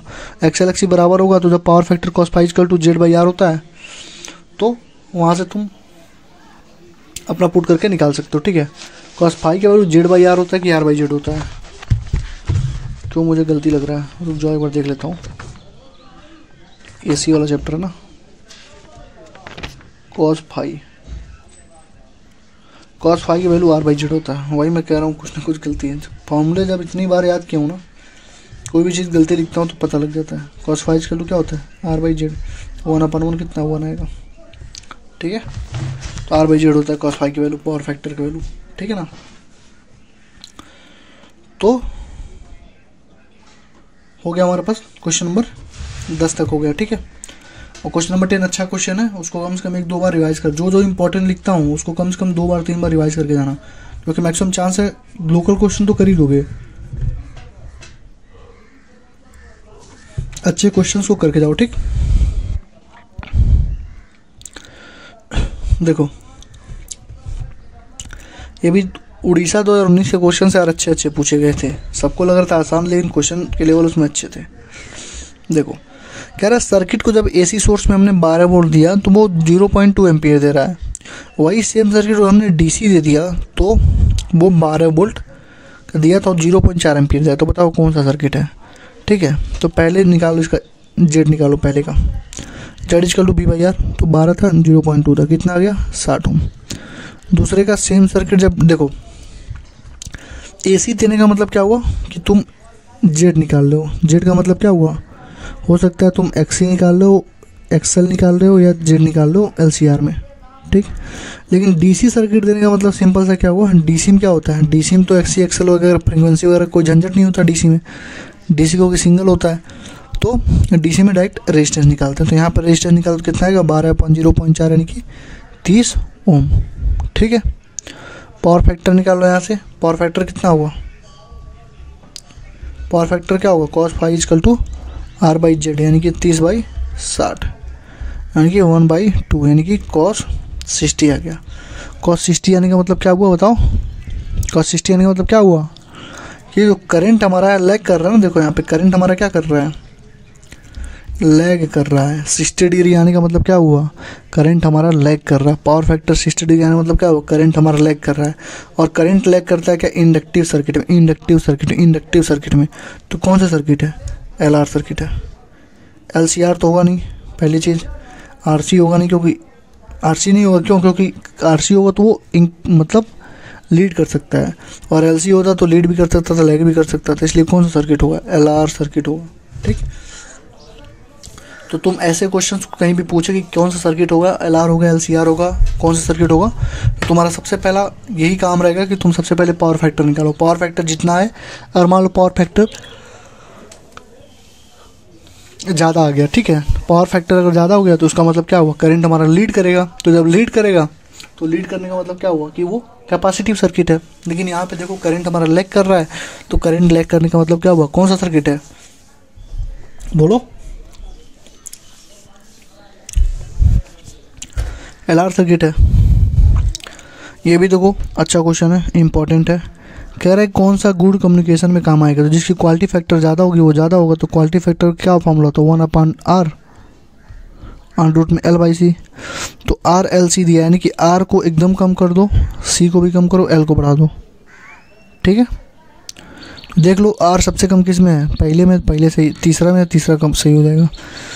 L सबसे ज़्यादा किस में है, 3.5 दिख रहा है तुमको, साफ दिख रहा है भाई, तीसरा आंसर होगा। क्योंकि क्वालिटी फैक्टर फॉर्मूला क्या होता है, 1/r अंडर रूट में L/C, 1/r अंडर रूट में L/C, 1/r अंडर रूट में L/C। क्वेश्चन नंबर 13 देख लो। कह रहा है कि series RC circuit connected alternating voltage source, दो कंडीशन है, कैपेसिटर जब फील्ड है, कैपेसिटर जब माइका फील्ड है। ठीक है, ये भी अच्छा क्वेश्चन है। जो भी देखो, हर एक टॉपिक अगर तुम 10 तरह क्वेश्चन कर ले जाओगे तो 10 तरह के मान लो कितने टॉपिक होंगे, मुश्किल से तुम्हारे पास 100 टॉपिक हैं, तो 100 × 10 1000 क्वेश्चन कर ले जाओ, वहीं से तुम्हारे क्वेश्चन बन जाएंगे। ठीक है, 50,000 60,000 क्वेश्चन करने की जरूरत नहीं होती भाई। तो 13 का, ठीक है, इस सीरीज RC सर्किट हो गया। कह रहा है कि बता दो क्या क्या हो जाएगा। चलो कुछ नहीं करना है, RC सर्किट है, हमने लगा दिया current through the I, voltage इतना। RC सर्किट के लिए क्या आई इक्वल टू क्या होता है, V0/R। R के लिए क्या रखोगे, Z लिखोगे ना, क्योंकि R है और C दोनों है, तो R और C का, R का तो रेजिस्टेंस R हो जाएगा, C का रेजिस्टेंस क्या होगा बताओ तो, ω/C होगा ना, XC इक्वल टू ω/C। तो लिखो ना इसको, V0/Z, Z इक्वल टू क्या होगा, R² प्लस XC का स्क्वायर इक्वल टू क्या होता है, 1/ω/C का स्क्वायर। ठीक, अब कह रहा है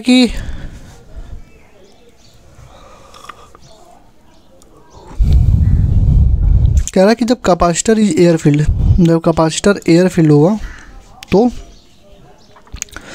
क्या होगा, और कैपेसिटर माइका फील्ड। देखो कैपेसिटर, जब कैपेसिटर फॉर्मूला क्या होता है, C इक्वल टू होता है एप्सिलॉन नॉट A/d। जब तुम उसमें कुछ फील करते हो तो मीडियम तो क्या हो जाता है, epsilon not A × D × K हो जाता है, यानी K टाइम्स बढ़ जाता है, यानी C न्यू जो हो जाता है क्या हो जाता है, K × C हो जाएगा, यानी K टाइम्स बढ़ जाएगा। यानी कि जैसे तुमने सेकंड वाले केस में गए तो कैपेसिटर सेकंड वाले केस का बढ़ जाएगा। तो जब इसका कैपेसिटर बढ़ेगा, ठीक है, कैपेसिटर बढ़ेगा तो ये पूरा टर्म एकदम छोटा होगा, ये छोटा होगा तो ये वाली चीज़ क्या होगी, थोड़ी सी बड़ी होगी। तो 13 क्या हो जाएगा,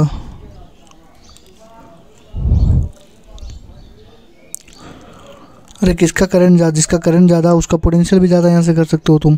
तो अगर ये बढ़ा तो ये पूरा टर्म क्या होगा, छोटा होगा, ये छोटा होगा तो R में कुछ छोटा जोड़ोगे, तो ये बड़ा होगा, यानी ये ज़्यादा हो जाएगा। आइए ना भाई, अरे B ज़्यादा होगा CA से, तो करंट भी B में ज़्यादा होगा CA से, यही तो होगा। ये इंपॉर्टेंट है भाई, बहुत अच्छा क्वेश्चन। देखो आधे लोग गलती जरूर करके आएंगे इस क्वेश्चन में। तो ये दो चीज़ तुम्हें क्लियर हो गई, कैपेसिटेंस B का ज़्यादा होगा A से, और I करंट भी ज़्यादा होगा B का एज कम्पेयर टू A से। ठीक है, ये दोनों चीज़ क्लियर है। उसके बाद देखो तीसरी चीज़ इसमें क्या होगी, C B > C है, I B > I है। अब देखो वोल्टेज निकालना है, वोल्टेज इक्वल टू क्या होता है, B इक्वल टू क्या होगा, I × XC होगा, यही तो होगा। तो I हमारा पहले क्या निकला था, I निकला था V0R² प्लस XC का स्क्वायर अंडर रूट में इंटू XC इक्वल टू क्या होता है, 1/ω/C। इसको सॉल्व करो क्या आएगा, V0 ओमेगा इधर आ जाएगा ऊपर, V0 अंडर रूट में R² omega square C² plus 1 हो जाएगा। ठीक, तो XC इक्वल टू 1/ω/C होगा ना, तो 1/ω/C को सॉल्व कर लो। तो यहाँ पे तुम्हें दिख रहा होगा कि C तो हमारा बढ़ गया, क्या हुआ, C तो हमारा बढ़ गया। तो C जब बढ़ गया, यहाँ देखो, यहाँ क्या आ गया, C यहाँ आ गया ना, C जब बढ़ गया तो ये अपने आप घटेगा, ये जा रहा हूँ 13 का D। ठीक है, बस सोचना है, इसमें कुछ करना नहीं, बस सोच के सॉल्व करो। तुमने देखा करंट पहले तुमने निकाल लिया, तो करंट का रिलेशन पूछता तो I B > IA होता। ठीक, पहली चीज़। दूसरी चीज़, जब इसको तुमने सॉल्व किया V0, जब V0 को तुमने देखो I × XC था, तो I ने तुमने रखा V0 अंडर रूट में R0 का स्क्वायर प्लस XC का स्क्वायर, ठीक है, इंटू ओमेगा, यही था ना, इंटू 1/ω/C। तो एक्स इक्वल टू तुमको पहले से मालूम था क्या था, वी नॉट आर नॉट का square plus X equal to 1/ओमेगा c का स्क्वायर इंटू 1/ओमेगा c। तो कितना आ जाएगा, बस इसको सॉल्व कर लो अपना, वही हमारे पास आएगा। ये हमारा ओमेगा c ऊपर चला जाएगा, तो ये बचेगा क्या, नीचे क्या बचेगा, V not R square omega square c square plus 1 under root में। ठीक है, तो तुम देख रहे होगे कि जो बी था, अगर सी हमारा बढ़ गया ना, कैपेसिटेंस जब मीका डाल दिया तो सी बढ़ गया, ये बी अपने आप घट जाएगा। ठीक है, तो बी ए ज़्यादा हो जाएगा बी बी से। ठीक, क्वेश्चन नंबर 14 देखो, क्वेश्चन नंबर 14 ले लो होमवर्क के लिए, तुम खुद से भी तो लगाओ एक क्वेश्चन। कह रहा है ऐसी वोल्टेज है, आर रेजिस्टेंस एल है, R is the inductive reactance both equal to, R और एक्सएल दोनों बराबर हैं। जब दोनों बराबर होंगे तो फाइव इक्वल टू क्या होगा, 10 फाइव इक्वल टू 1 हो जाएगा, नहीं फाइव 45 डिग्री हो जाएगा। अरे सॉल्व हो गया, π/4 होगा। अरे एक्सएल इक्वल टू आर के बराबर है ना, तो 10 फाइव इक्वल टू क्या होगा बताओ, एक्सएल बाई आर होगा। एक्सएल भी 1 है, ये भी मान लो 1 1 है, 3 3 दिया ना, 3 3 दिया, 3 3 खत्म करो, 1 आ गया। तो फाइव वैल्यू कितना होता है, 45 डिग्री पे तो होता है, यानी π/4 पे। क्वेश्चन नंबर 15 देखो, ये करो तुम्हारे लिए होमवर्क है। करंट पूछ रहा है, बता देता हूँ फॉर्मूले। करंट इक्वल टू होगा V अपान रेजिस्टेंस नेट, नेट रेजिस्टेंस क्या होगा, रेजिस्टेंस आर दिया है 30, इंडक्टिव रिएक्टेंस यानी कि एक्सएल दिया है 20 ओम, और तो जेड इक्वल टू क्या होगा, आर का स्क्वायर प्लस एक्सएल का स्क्वायर। ये निकाल के तब यहाँ पुट करो, तब आएगा आर नेट में। ठीक है, क्वेश्चन नंबर 16 देखो, ये सर्किट वाले क्वेश्चंस हैं, और सर्किट वाले क्वेश्चंस यार अमूमन अच्छे क्वेश्चंस होते हैं, बहुत ही बेहतरीन क्वेश्चंस होते हैं। तो क्वेश्चन नंबर 16 देख लो। देखो कह रहा सर्किट है, reading of volt meter V1 है एंड V2 है 300 वोल्ट, यानी कि V1 देखो इंपॉर्टेंट है। कह रहा है V1 भी 300 वोल्ट है, V2 भी 300 वोल्ट है। Reading of the volt meter V3 और अमीटर क्या होगा, अमीटर का रीडिंग कितना होगा और वोल्ट मीटर का रीडिंग कितना होगा। अगर ये बताओ, यहाँ देखो VL और VC दोनों बराबर है ना, देखो VL VC के बराबर, यानी कि सर्किट किस में है, रेजोनेंस में है। ठीक है, तो रेजोनेंस में तो करंट क्या हो जाएगा, करंट पहले निकालो, V/R, V कितना दिया है 220 अपन R कितना दिया है, R कितना दिया है, R कितना दिया भाई 100। क्यों, अरे तुमको भैया LCR सर्किट है तो पहले जेड निकालो ना, जेड का वैल्यू होता है R square plus XL minus XC का स्क्वायर, ये निकालो। क्यों आर लिख रहे हो, अरे यार जब रेजोनेंस में आ गया तो VL इक्वल टू BC आ गया, तो एक्सएल इक्वल टू XC आएगा, क्या आएगा, एक्सएल इक्वल टू XC आएगा, ये पूरा 0 हो जाएगा, तो जेड का वैल्यू फिर से आर आ जाएगा, तो वही आर मैंने डायरेक्ट लिख दिया वहां पे, समझे। तो ये कितना हो जाएगा, लगभग 2.2 एम्पियर आ जाएगा। तो पहले 2.2 देख लो कहाँ कहाँ है, ये दोनों गलत हो जाएंगे। ठीक है, तो अब बच रहा है, बस एक हमको क्या निकालना है, V3 हमको निकालना है, V3 निकालना है। तो V3 कितना होगा, अगर ये 220 वोल्ट है तो 220 वोल्ट पूरा इसमें चला जाएगा, क्योंकि VL इक्वल टू तो BC हो गया, VL इक्वल टू तो BC हो गया, रेजोनेंस में आ गया। तो जब भी रेजोनेंस में होता है तो जो हमारा मेन सर्किट का वोल्टेज होता है वही हमारा रेजिस्टेंस का वोल्टेज होता है। तो ये 220 है तो ये भी 220 वोल्ट ही होगा। ठीक, तो B होगा, 16 का B। समझ में आ गया ना, अच्छा क्वेश्चन था। पहला इसमें कंसेप्ट समझना था कि एक्सएल इक्वल टू XC था, VL इक्वल टू BC था, तो रेजोनेंस में था, तो I इक्वल टू V/R हो गया, हमने 220 अपन 100 कर दिया, 2.2 एम्पियर कर दिया। यहाँ से 150 वोल्टेज अपन 2.2 एम्पियर कर दिया, हमने इसको सॉल्व कर लिया। ठीक, क्वेश्चन नंबर 17 देख लो। कह रहा है कि what is the value of inductance cell for which the current is maximum in the LCR circuit with C इतना है, ओमेगा इतना है। तो क्या करना है यार इसमें, अभी से हलवा क्वेश्चन क्या लोगे। देखो ये भी इंपॉर्टेंट है, लिख रहा हूँ मैं। क्यों इंपॉर्टेंट है, क्योंकि कंसेप्ट को सीखो। कह रहा है मैक्सिमम करंट, मैक्सिमम करंट कब होता है बताओ, रेजोनेंस पे। कहाँ होता है, रेजोनेंस पे। तो रेजोनेंस में क्या होता है, ओमेगा इक्वल टू क्या होता है, 1/रूट में LC होता है। हमको चाहिए क्या, हमको L ही पूछा है, तो ओमेगा स्क्वायर 1/LC चल इक्वल टू क्या होता है, 1/ओमेगा स्क्वायर C। 1/ओमेगा वैल्यू कितना है, 1000 गुणे C कितना है, 10 × 10⁻⁻6। तो 1 2 3 4 5 6, ये खत्म हो गया, 1/10 होगा, 0.1 हो जाएगा। यानी कि 0.1 होगा ना, 0.1 मतलब कितना, 100 मिली हेनरी। ठीक, 18 नंबर देख लो। कह रहा है current lead the voltage by 45 degree, the value of C is. देखो LCR में 10 फाइव वैल्यू कितनी होती है बताओ, XC minus XL by R. XC में से क्यों XL किया हूँ? क्योंकि करंट लीड कर रहा है। करंट कहाँ लीड करता है? जहाँ XC ज़्यादा होता है। करंट लीड कहाँ करेगा? जब वो हमारा सर्किट कैसा होगा, कैपेसिटिव होगा, तभी तो करंट लीड करता है। इंडक्टिव में तो करंट लैग करता है। तो XC minus XL equal to R हो जाएगा। तो यहाँ से क्या हो जाएगा? 10 π/4 equal to XC minus XL अपन आर। तो XC कितना है? 1 अपन ओमेगा C है माइनस ओमेगा L है अपन आर है। यही तो होगा, ठीक है। तो क्या हो जाएगा? 10 π/4 का वैल्यू तो होता है हमारे पास कितना? 1 होता है ना। 10 π/4 का वैल्यू कितना होगा? 45 डिग्री वैल्यू कितना होता है? 1 होता है ना। तो ये 1 हो जाएगा। तो ये आर इक्वल टू हो जाएगा 1 अपन omega C minus omega L, ठीक। तो यहाँ से अब सोल्व कर लो। तो क्या हो जाएगा? R plus omega L equal to 1 upon omega C। Omega की जगह क्या देखो, सब कुछ फ्रीक्वेंसी में दिया है। तो R plus 2πfL equal to 1 upon 2πf into C। यही तो होगा। C का वैल्यू क्या हो जाएगा? यहाँ से C इधर चल तो 1 upon 2πf plus R minus R plus 2πfL। 18 का डी होगा इसका आंसर। इसको सॉल्व करो, डी आ जाएगा, ठीक है। तो देखो वो LCR सर्किट था, 10 फाई था। LCR वगैरह, LCR और ट्रांसफार्मर दोनों बहुत ही आसान से चैप्टर, मतलब आसान से टॉपिक हैं, मतलब 10-10 मिनट के टॉपिक हैं और वहीं से क्वेश्चन पूछे जाते हैं। और इतना इजी टॉपिक तुमको कहीं मिलेगा नहीं। PYQ से ही उठ के क्वेश्चन पूछ लिए जाते हैं। तो PYQ को अच्छे से करके जाना। सर्किट LCR है, connected in series, alternating voltage है, फ्रीक्वेंसी एफ है, करंट लीड कर रहा है वोल्टेज 45 डिग्री से, वैल्यू एफ सी पूछा, जो पूछा वो हमने पुट कर दिया, आंसर आ जाएगा। क्वेश्चन नंबर 20 देख लो, ये तुम्हारे लिए होमवर्क है। रेजोनेंस से पूछ रहा, फेज डिफरेंस बता दो, tan फाई बताना, बता देना, ठीक। क्वेश्चन नंबर 21 देखो, अच्छा क्वेश्चन है। कह रहा इन, देखो पावर वाले क्वेश्चन में मैंने किया था ना, देखो क्वेश्चन ये भी कर लेना पावर का। देखो कह रहा इंडक्टर है जिसका 20 मिली हेनरी है, तो एल रखो कितना? 20 मिली हेनरी। कैपेसिटिव रखो कितना? 100 माइक्रोफैराड। रजिस्टर रखो कितना? 50 ओम। सीरीज में है, V इक्वल टू है 10 sin 314t। पावर बता दो, पावर कितना होगा? तो पावर का फॉर्मूला बताओ क्या होता है? पावर फॉर्मूला क्या होता है? VRMS का square upon Z into R. यही तो होता है ना पावर, VRMS का square upon Z into R. यही तो पावर का फॉर्मूला लिखवाया था मैंने, यही तो होता है। तो पहले Z निकालो, Z कैसे निकालोगे?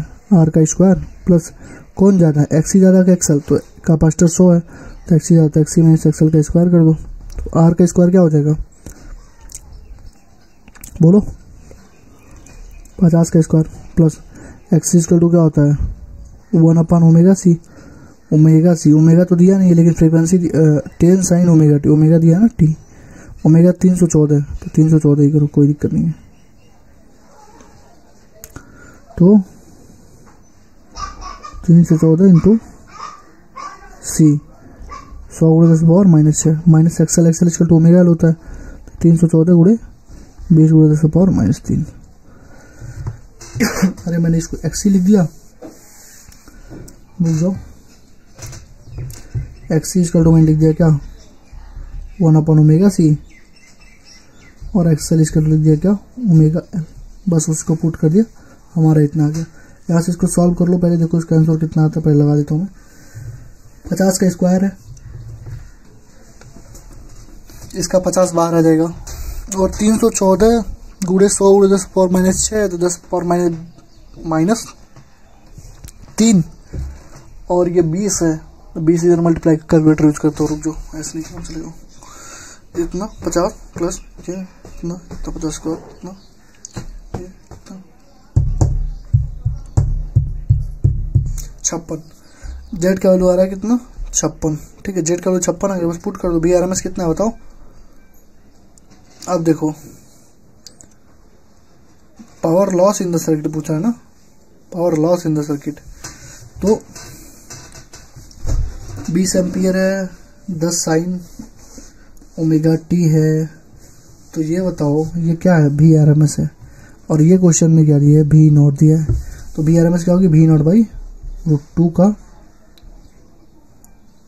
ये ना VRMS बाई जेड का स्क्वायर होता है, 2 इंटू जेड का होल स्क्वायर इंटू आर।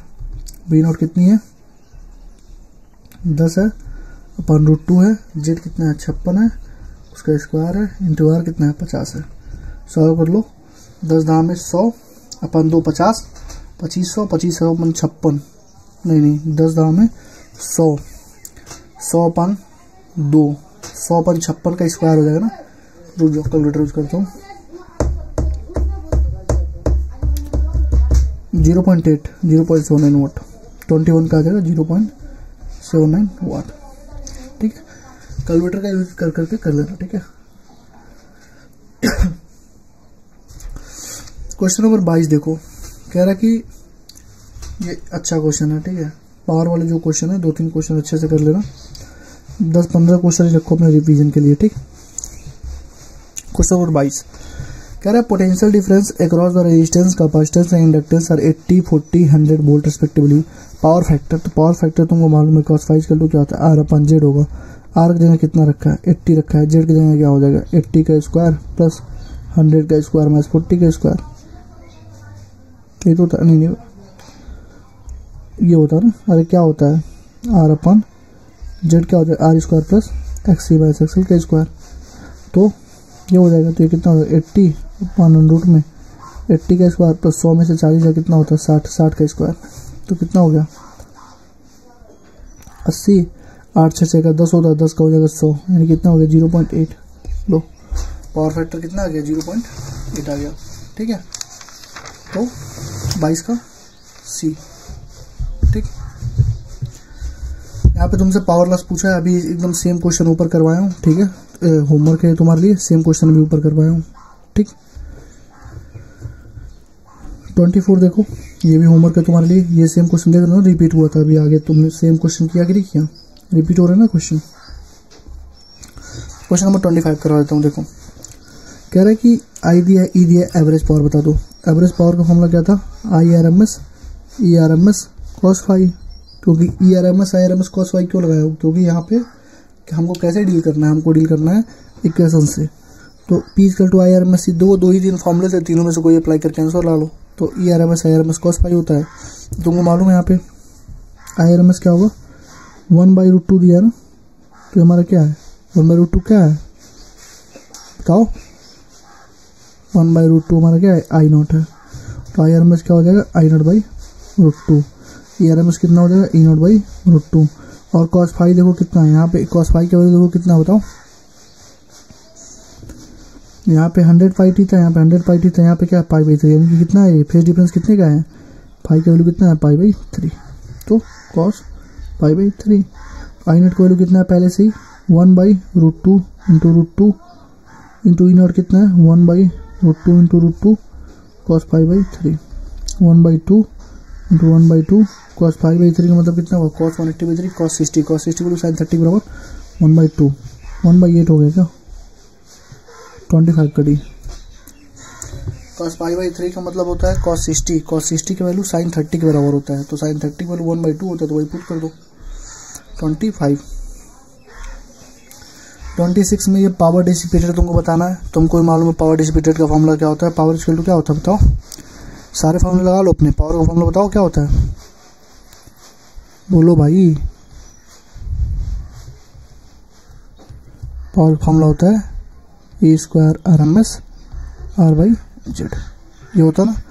तो E² RMS में तुमको क्या लिखना पड़ेगा, E² लिखना पड़ेगा और R/Z, जेड का वैल्यू तुम पुट कर लेना। मैं डायरेक्ट आंसर बोल देता हूँ इसका, इसका आंसर आएगा जानते हो कितना, E² R तो ऊपर रहेगा और जेड का वैल्यू होगा डी हो जाएगा इसका आंसर। उसमें कुछ सॉल्व भी नहीं करना था। 27 देख लो, कह रहा है कि एवरेज पावर बता दो। एवरेज पावर क्या होता है, पावर क्या होता है I R M S E R M S cos five.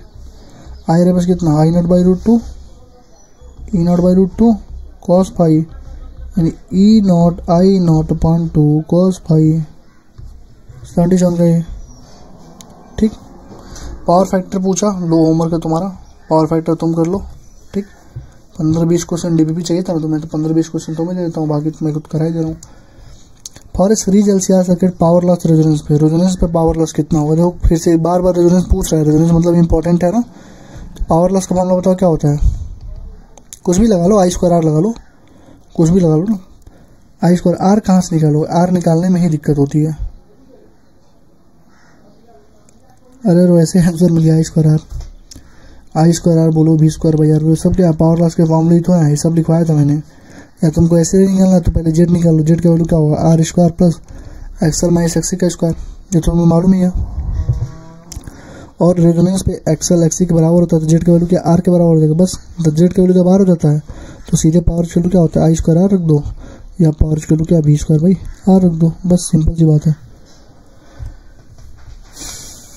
Question number 30 कह रहा है एसी सर्किट में phase voltage current the power dissipated is angle और आई पे डिपेंड करता है ना फेज, कुछ का मतलब ज्यादा एंगल होगा किसी कम होगा तो जानते ही हो। क्वेश्चन नंबर 31 ठीक है, यहाँ देखो कह रहा है पावर कंजप्शन, ये अच्छा क्वेश्चन है। देखो पावर कंजप्शन है, पावर की वैल्यू क्या होता है बी इंटू आई इंटू कॉस फाई, आरएमएस में वैल्यू होता है ये दोनों का। तो देख लो बी आरएमएस कितना दिया है 200/√2 हो जाएगा, ये तो होगा। बी आरएमएस का वैल्यू कितना दिया है, पहले कॉस फाई भी तो निकालना पड़ेगा, रुक जाओ मैं निकालता हूँ। आई इक्वल टू दिया 5 साइन 100t माइनस 5/2, यानी फाई का वैल्यू कितना है 90 है ना, 5/2 मतलब 90 डिग्री है। ठीक है, तो यहाँ से cos 90 का वैल्यू क्या होगा 0 होता है ना, 0 हो गया भाई, आंसर है 0 हो गया। अरे यहाँ पे देखो 5/2 का फेज डिफरेंस है, फेज डिफरेंस आगे यहाँ पे रखोगे ना cos फाई वैल्यू रखोगे ना 90 डिग्री, cos 90 की वैल्यू कितना होती है 0 होती है। जब यही 0 हो गई सब मल्टीप्लाई करोगे तो क्या आएगा पावर भी 0 आएगा, सिंपल सी बात है। ठीक है 32 देख लो, कह रहा है कंडेंसर अब कैपेसिटर सी है, उसको हम लोगों ने पोटेंशियल डिफरेंस V1 तक वो कर दिया है, और plate of condenser are then connected to an ideal inductor of inductance L, the current through the inductor when the potential difference इतना, करंट बता दो द पोटेंशियल डिफरेंस कितना हो रिड्यूस टू B2। तो क्या कर सकते हो तुम C1 B2 Q1 Q2, condenser है ना, कंडेंसर अब कैपेसिटर सी है। ये इंडक्टर वगैरह वाले क्वेश्चंस आ गए ना, ऐसे क्वेश्चन यार बहुत मतलब कम आते को 2010 में पूछा हुआ है, तो 10 में पूछा है मतलब अभी एकदम रेयर चांस है कि भी पूछेगा, फिर भी मैं करा देता हूँ। ठीक है देखो कह रहा है कंडेंसर है जिसकी कैपेसिटी कितनी है सी है, ये charge to potential difference V1 है। ठीक है V1 B2 हो जाएगा, V1 B2 ऐसे करोगे तो एनर्जी कंजर्वेशन लगा देते हैं ना, कोई दिक्कत नहीं है। इंपॉर्टेंट में डाल रहा हूँ क्योंकि एक ही टॉपिक है, एक ही क्वेश्चन है, तो एनर्जी कंजर्वेशन लगा दो। क्या होता है टोटल एनर्जी हमेशा क्या होता है कंजर्व होता है, पता है ना तुम्हें, टोटल एनर्जी हमेशा कंजर्व होता है। ठीक है तो CV square half CV square 2 यानी क्योंकि C है, ठीक है, और इंडक्टर तो L है, यानी इसका एनर्जी कंजर्व होगा दोनों का, हाफ LI स्क्वायर, ये तो होता है हाफ इंटू LI स्क्वायर, ये भी कांस्टेंट। जब करंट 0 था यानी I इक्वल टू 0 था, तो जब करंट 0 होता है तो B हमारा V1 होता है, यानी टोटल एनर्जी कितनी होती है हाफ C1 स्क्वायर हो जाएगी। टोटल एनर्जी कितनी हो जाएगी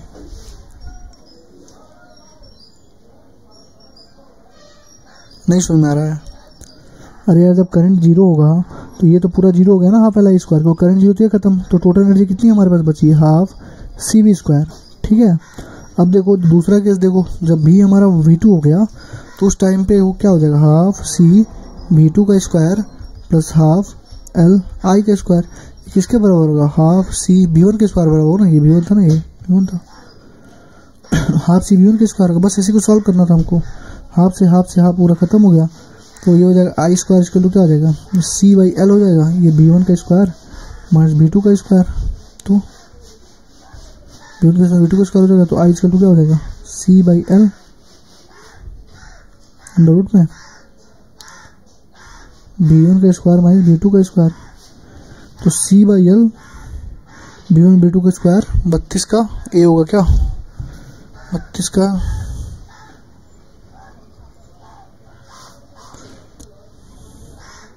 ये D होगा। ये V1 माइनस V2 का होल स्क्वायर है, क्या है V1 का स्क्वायर में V2 का स्क्वायर, तो D हो जाएगा। ठीक है, अच्छा क्वेश्चन था। देखो टोटल एनर्जी कंजर्वेशन हमेशा, तो मैंने तुमको ये बताया था कि एनर्जी कंजर्वेशन कहीं भी लगा दोगे, एनर्जी कंजर्वेशन हर एक जगह वैलिड होता है, हर एक जगह, each and every time energy conservation is valid, हर एक जगह वैलिड होता है। तो टोटल एनर्जी कंजर्वेशन लगा दो यहाँ पे, कैपेसिटर की एनर्जी हो जाएगा हाफ C1V1 स्क्वायर, उसका हो जाएगा कितना, हाफ Li स्क्वायर। जब उसको चार्ज करना स्टार्ट किए हो तो इनिशियली करंट जीरो रहा होगा, तो जब इनिशियली करंट जीरो है तो पोटेंशियल बस बचेगा V1 बचेगा, पोटेंशियल V1 रहा होगा उस टाइम पे, तो L में हमारा क्या होगा, जीरो होगा ना L में, क्योंकि करंट ही जब जीरो था तो एनर्जी तो थी हाफ Li स्क्वायर, तो वो तो पूरी जीरो ही होनी है, समझ रहे हो ना, जीरो हो गया। और उसको हमने क्या किया, एनर्जी कंजर्वेशन से हमने इसको सॉल्व कर दिया बस। ठीक है, क्वेश्चन नंबर 33 देखो, कह रहा है ट्रांजिस्टर ऑसिलेटर है पहले the double ceases without frequency. ये तुम्हारे लिए होमवर्क है। क्यों होमवर्क है, क्यों, क्योंकि फ्रीक्वेंसी ऑफ LC ऑसिलेशन मालूम है ना क्या होता है, फ्रीक्वेंसी क्या होती है 1/2 पाई रूट में L/C, 1/2 पाई रूट में LC होती है। तो बस ये देख लेना थोड़ा सा, उसको पुट करके इसका आंसर लेना, मैं आंसर बोल देता हूँ उसका 33 का D है, F/2√2 है। ठीक, अब आ जाओ ट्रांसफार्मर वाले क्वेश्चन पे, एकदम हलवा होता है ट्रांसफार्मर का क्वेश्चन, 2 ही 3 फॉर्मूले वहीं से हमको सारे क्वेश्चन लगाने होते हैं। ठीक है, देखो कह रहा है कि ट्रांसफार्मर है, ठीक, जिसकी एफिशिएंसी 90% है, वर्किंग है 200 volt 300 kilowatt power. If the current in the secondary coil is 6 ampere, the voltage अगर द सेकेंडरी कॉइल में करंट इन द, देखो क्या ही पूछा है, एफिशिएंसी क्या होती है, output power by input power. Output power का मतलब क्या होता है, V secondary I secondary upon V primary into I primary, तो होता है। ठीक है, एफिशिएंसी है 90, तो मैं लिख देता हूँ 90% मतलब 90/100। वोल्टेज सेकेंडरी हमसे पूछा है, वोल्टेज सेकेंडरी हमसे पूछा है ना, तो मैं कुछ करूँगा नहीं, मैं वोल्टेज सेकेंडरी लिख दूंगा। करंट सेकेंडरी में कितना है 6 है, तो वोल्टेज सेकेंडरी मैंने लिख दिया। और वोल्टेज प्राइमरी कितनी है 200 वोल्ट है, वोल्टेज की प्राइमरी कितनी है 200 है ना, V इंटू आई।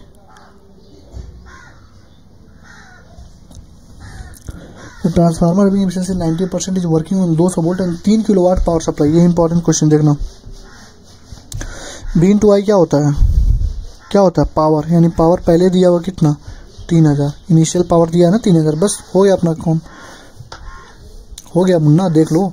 कह रहा है ट्रांसफार्मर की एफिशिएंसी 90% है, 200 वोल्ट पे काम कर रहा है और 3 किलोवाट की पावर सप्लाई है, यानी पावर इनपुट उसने पहले ही दे रखा है, पावर इनपुट उसने पहले दे रखा है कि इतना की सप्लाई है, तो 3000 हो गया। बस सॉल्व करो 0 0 और ये हो जाएगा कितना 9 गुणे 3000 10 into 6 equal to VS। 0 0 cut गया 6 अच्छे, कितना आ रहा भाई, कितना आ रहा है, फिर से करते हैं 90 गुणे 3000 500 गुणे 6 ही तो होगा VS, तो ये 6 से कटेगा ना, 6 5 30 9 5 45 450, 450 वोल्ट, तो ये दोनों गलत ये दोनों गलत, 450 वोल्ट। करंट निकालना ना, करंट निकालना ना, तो करंट तो और आसान निकलेगा। पावर इनपुट क्या होता है V इनपुट आई इनपुट, तो आई इनपुट क्या हो जाएगा पावर इनपुट अपन V इनपुट। पावर इनपुट कितना है 3000 है, V इनपुट कितना है 200 वोल्ट है, 0 से 0 का 15, B आंसर होगा इसका 34 का D, 34 का B 450 वोल्ट होगा और 15 एम्पियर आंसर होगा। मैंने जो तुमको फॉर्मूले लिखवाए थे ना, 2-3 फॉर्मूले बस ट्रांसफार्मर में लिखवाए थे और एक पॉइंट लिखवाया था कि DC में काम नहीं करता, DC में 0 हो जाता है, तो बस उन्हीं 2-3 चीज़ों को याद रखो, वहीं से तुम्हारा सारा का सारा काम बन जाएगा। ठीक, क्वेश्चन नंबर 35 देख लो, इसको भी करा देता हूँ, कोई दिक्कत नहीं है। कह रहा है देखो primary of a transformer when connected to a DC, जैसे तुमने देखा DC बैटरी के साथ कनेक्टेड है तो काम ही नहीं करेगा, 0 इसका आंसर हो जाएगा 35 का C। ठीक, क्योंकि DC पे काम नहीं करता transformer, transformers only work in AC। ठीक है, अब देखो ये एक क्वेश्चन और अच्छे से करा देता हूँ, फिर बाकी तुम कर लेना। ठीक है, देखो कह रहा है 220 वोल्ट का इनपुट सप्लाई है, यानी कि इनपुट कितना है 220 है। Output circuit drive current 2 ampere, यानी कि आई आउटपुट कितना है 2 एम्पियर है और B आउटपुट कितना है 440 है। कह रहा है एफिशिएंसी अगर 80% है तो बता तो प्राइमरी बाइंडिंग में कितना एफिशिएंसी 80 मतलब 80/100, यानी कि पावर आउटपुट अपन power input equal to power output कितना VP B secondary, current secondary, B primary, I primary, बस। तो 80/100 कितना हो जाएगा 0.8। बी सेकेंडरी कितना है, बी सेकेंडरी कितना है 2 एम्पियर है ना बी आउटपुट। आई सेकेंडरी कितना, नहीं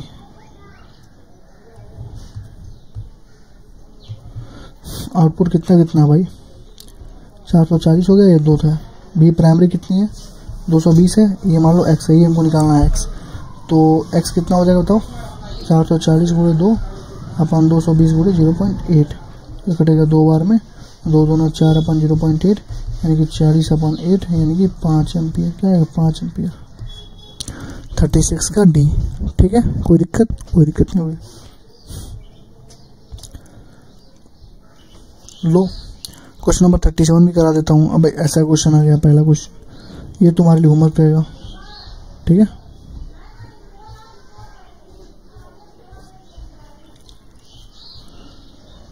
चलो बाकी मैं कराता हूँ। क्वेश्चन नंबर 37 देखो, कह रहा था primary and secondary coils of transformer 50 and 1500 turn. Number of primary कितना है 50 टर्न है, नंबर ऑफ सेकेंडरी कितना है 1500 टर्न है। इधर magnetic flux five link of coil is 5 not plus 40। तो कह रहा है कि वोल्टेज आउटपुट करंट वगैरह सब बता दो अगर 5 नॉट इतना दिया हुआ है। तो देखो d∅/dt क्या होता है, वोल्टेज होता है। तो d∅dt कर दो कितना हो जाएगा 5 नॉट तो खत्म हो जाएगा क्योंकि कांस्टेंट है, तो ये खत्म हो जाएगा। तो भी कर लो कितना हो जाएगा 4 आ जाएगा।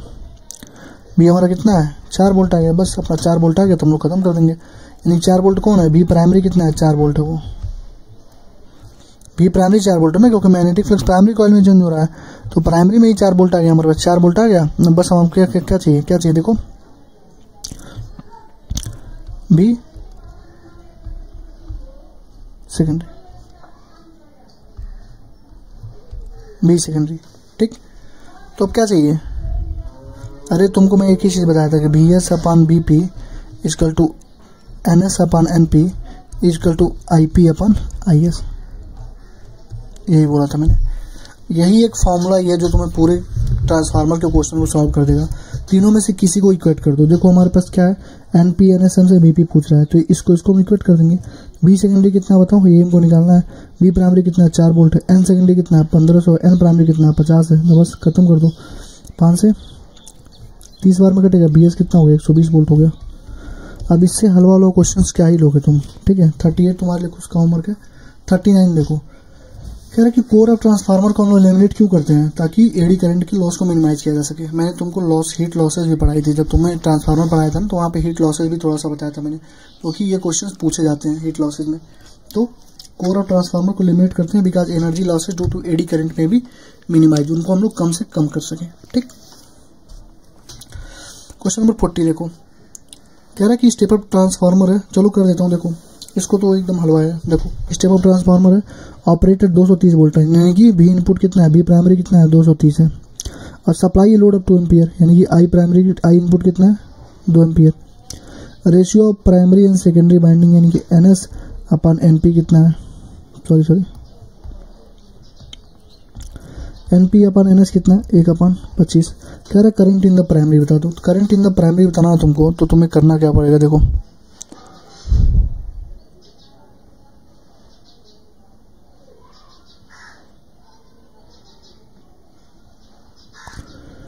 Current in the primary IP तो दिया हुआ ना,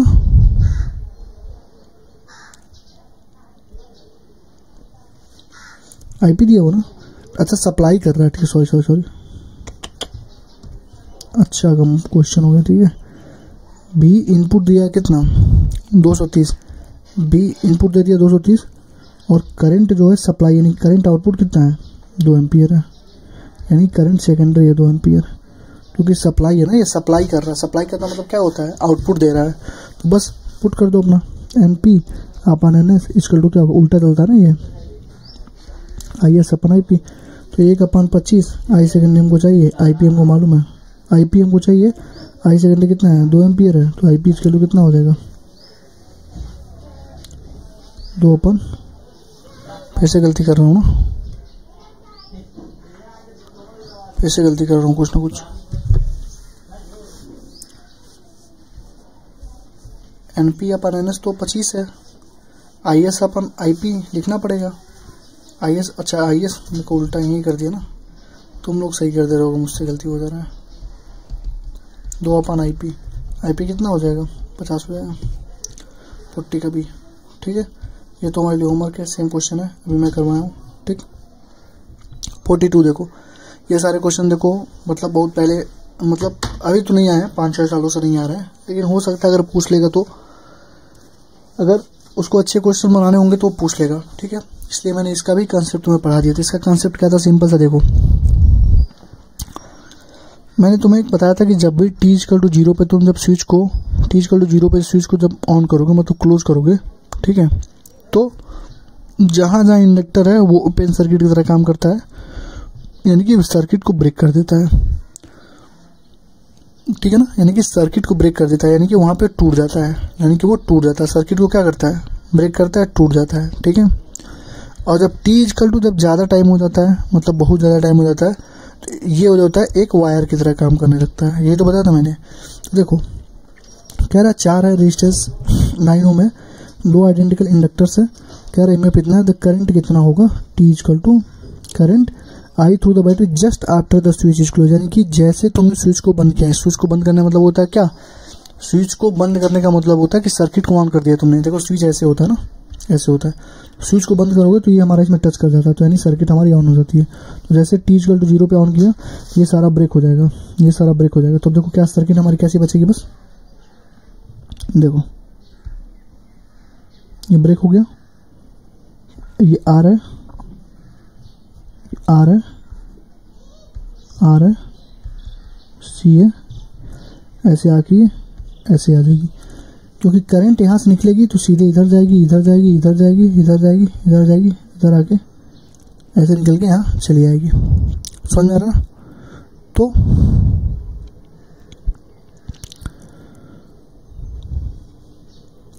इसमें क्यों नहीं जाएगी, क्योंकि तो ब्रेक हो गया ना, तो यहाँ जाएगी नहीं, तो करंट ऐसे बचेगी, यानी ये वाला हमारा पूरा क्या हो गया, खत्म हो गया। तो I क्या होता है, E/R, ये हमारा E रहेगा, R कितना हो जाएगा, R कितना हो जाएगा, ये और ये कितना पैरेलल में ना, तो कितना हो जाएगा,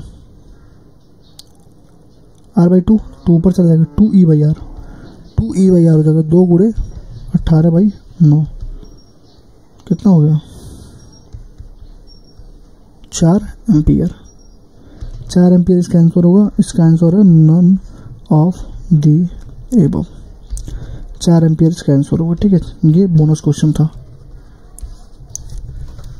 तुम कहोगे भैया इसमें R 3 तो हो गया, तो इस R की वैल्यू को आपने क्यों नहीं रखा, इस वाले R को, इस वाले R को क्यों नहीं रखा, क्यों रखूं भाई, क्योंकि इसमें तो करंट जा ही नहीं रहा, तो ये तो पूरा सर्किट ही खत्म हो गया, ये भी सर्किट खत्म हो गया, ये भी सर्किट खत्म हो गया, तो बचेगा क्या, ये R करंट यहाँ से निकलेगी, ऐसे यहाँ आएगी, यहाँ आएगी, यहाँ आके ऐसे ऐसे ऐसे आके यहाँ से यहाँ निकल जाएगी, ठीक। क्वेश्चन नंबर 43 देखो, कह रहा है कि कॉइल है जिसका L का वैल्यू कितना दिया है, 40 दिया है, सीरीज में है, रेजिस्टेंस कितना है, 8 ओम है, कॉम्बिनेशन ही joined to a terminal voltage कितना है, 2 वोल्ट है, टाइम कांस्टेंट, टाइम टाउ क्या होता है, टाउ क्या होता है बताओ, L/R होता है, L का वैल्यू कितना 40, ये 8 कितना हो गया, 5 सेकंड हो गया, कुछ करना ही था। 43 का है। अब देखो फिर से, just after the circuit, just after the key is pressed, जैसे तुमने की को प्रेस किया, जैसे की को प्रेस करोगे ये खत्म हो जाएगा मुन्ना, तो ये जब खत्म हो जाएगा तो ये करंट हमारे यहाँ से पहुंचेगा, निकलेगा निकलेगा निकलेगा, ऐसे करंट पास करके ऐसे आके यहाँ से आके इधर चला जाएगा, इसमें करंट ही नहीं जाएगा, यानी कि द रीडिंग विल बी 1 और 2 एमीटर है, दूसरे में 1 में मैक्सिमम होगा, 2 में 0 होगा, 1 में मैक्सिमम 2 में 0, 44 कटी, क्योंकि इसमें तो 0, इसमें कोई करंट ही नहीं फ्लो करेगी, यहाँ तो 0 दिखाएगा, और यहाँ पे सारा मैक्सिमम चला जाएगा, यानी पूरा करंट यहाँ चला जाएगा, यहाँ पे मैक्सिमम दिखाएगा, ठीक है। क्वेश्चन 45 फिर देखो, वही चीज़ पूछेगा बार बार, कि जैसे उसको प्रेस किया, जैसे तुमने प्रेस किया t=0 पे कौन सा एक्सपेरिमेंट करना, जैसे तुमने t=0 पे इसको प्रेस किया, तो देखो इसमें तो क्या है, ये भी तो रेजिस्टेंस है भाई, ये भी रेजिस्टेंस है, ठीक है। देखो जैसे तुमने प्रेस किया, करंट हमारा किधर जाएगा, यहाँ से तुरंत हमारा करंट फ्लो होना स्टार्ट होगा, ठीक है। और तुमको मालूम है t=0 पे L हमारा टूट जाता है, लेकिन जो सी हमारा होता है वो इनफाइनाइट कंडक्टिंग कराता है, यानी कि पूरे कंडक्टिंग स्टार्टिंग में क्या करेगा, वो सारा का चार्ज को अपने अंदर ही ले लेगा, ऐसे ध्यान देगा। ठीक है, तो करंट इन द रजिस्टर कितना हो जाएगा,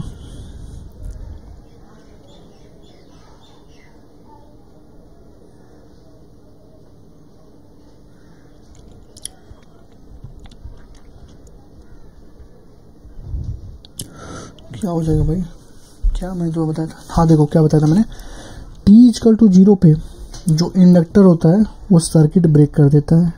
ठीक है, टी इक्वल टू 0 पे जो कैपेसिटर होता है वो खूब ज़्यादा जितना चार्ज होता है आई अपने अंदर मतलब स्टोर कर लेता है, जितना एनर्जी होती है स्टोर करता है। टी इक्वल टू इनफाइनाइट पे कैपेसिटर फुल्ली चार्ज हो जाता है, कैपेसिटर क्या होता है, फुल्ली चार्ज होता है, और अब उसमें कोई भी करंट फ्लो नहीं करता है, यही बताया था ना मैंने। तो जब ये चीज़ फुल्ली चार्ज हो जाएगी, जब ये चीज़ फुल्ली चार्ज हो जाएगी तो पहले करंट निकाल लो, पहले करंट निकाल लो। टी इक्वल टू 0 पे कितना करंट होगा, आई इक्वल टू कितना होता है, वी बाई आर, वी कितना दिया बताओ, 2 दिया है, आर कितना होगा, आर कितना है 1000 है, तो 2 मिली एम्पियर पहले होगी, क्योंकि जब टी इक्वल टू 0 होगा तो सारा करंट यहीं से फ्लो कर जाएगा, इसमें कुछ जाएगा ही नहीं। ठीक, तो 2 मिली एम्पियर होगी। अब टी इक्वल टू इनफाइनाइट पे आई इक्वल टू क्या हो जाएगी, वी बाई आर हो जाएगी, वी कितनी है 2 है, आर कितनी हो जाएगी, आर हो जाएगी हमारे पास कितना 1000, ये पैरेलल में हो जाएगी ना, इसमें कुछ जाएगी नहीं, ये क्या हो जाएगी, करंट कोई फ्लो नहीं करेगी ना टी इक्वल टू इनफाइनाइट पे, तो आर ये कितना हुआ बताओ, 2000 हुआ, 2000 यानी कि 1 मिली एम्पियर, यानी कि ये टी इक्वल टू 0 पे 2 मिली एम्पियर होगा और टी इक्वल टू 1 पे क्या होगा 1 मिली एम्पियर हो जाएगा। ठीक है, 46 देखो, the time constant for the RC circuit, तो टाइम कांस्टेंट के लिए क्या होता है, सीआर सर्किट का क्या होता है बताओ, सीआर होता है, एल बाई आर होता है, 2-3 चीज़ मैंने तुम्हें बताई थी। ठीक है, तो सीआर एल बाई आर ये सारी चीज़ें मैं तुम्हें ऑलरेडी बता चुका हूँ। ठीक, उसके बाद देखो अब क्वेश्चन नंबर 47 देख लो। अब ये देखो, ये जो क्वेश्चन आ रहे हैं तुम्हारे वो सारे नीट वगैरह में, मतलब नीट में भी कभी कभी पूछा है, हर जगह मतलब पूछा ही पूछा है, और ये एनसीईआरटी का क्वेश्चन है। 40 नंबर क्वेश्चन नंबर 47 जो है वो एनसीईआरटी का ही क्वेश्चन है। ठीक है, तो चलो मैं करा देता हूँ, चलो करोगे खुद से अगर करोगे तो बताओ। देखो कह रहे इंडक्टर है जिसका इंडक्टेंस हमारा L है, एक फिगर बना हुआ है, और फिगर बना के उसने हमसे पूछ लिया है कि इसमें क्या क्या, बहुत लंबा चौड़ा फिगर दिया है, आधे लोग तो इसी में बेहोश हो जाएंगे कि इतना लंबा क्वेश्चन कैसे पूछ लिया उसने, ऐसे क्वेश्चन तो आते ही नहीं है। तो जब इन सब चक्करों में रहोगे तो फिर दिक्कत हो जाएगी तुम्हें। ठीक है, क्वेश्चन देखो सिंपल सा है, आसान सा क्वेश्चन है, जो पूछ रहा है बस वो लगा दो, तुम्हारा आंसर अपने आप आ जाएगा। ठीक है, चलो मैं लगाता हूँ,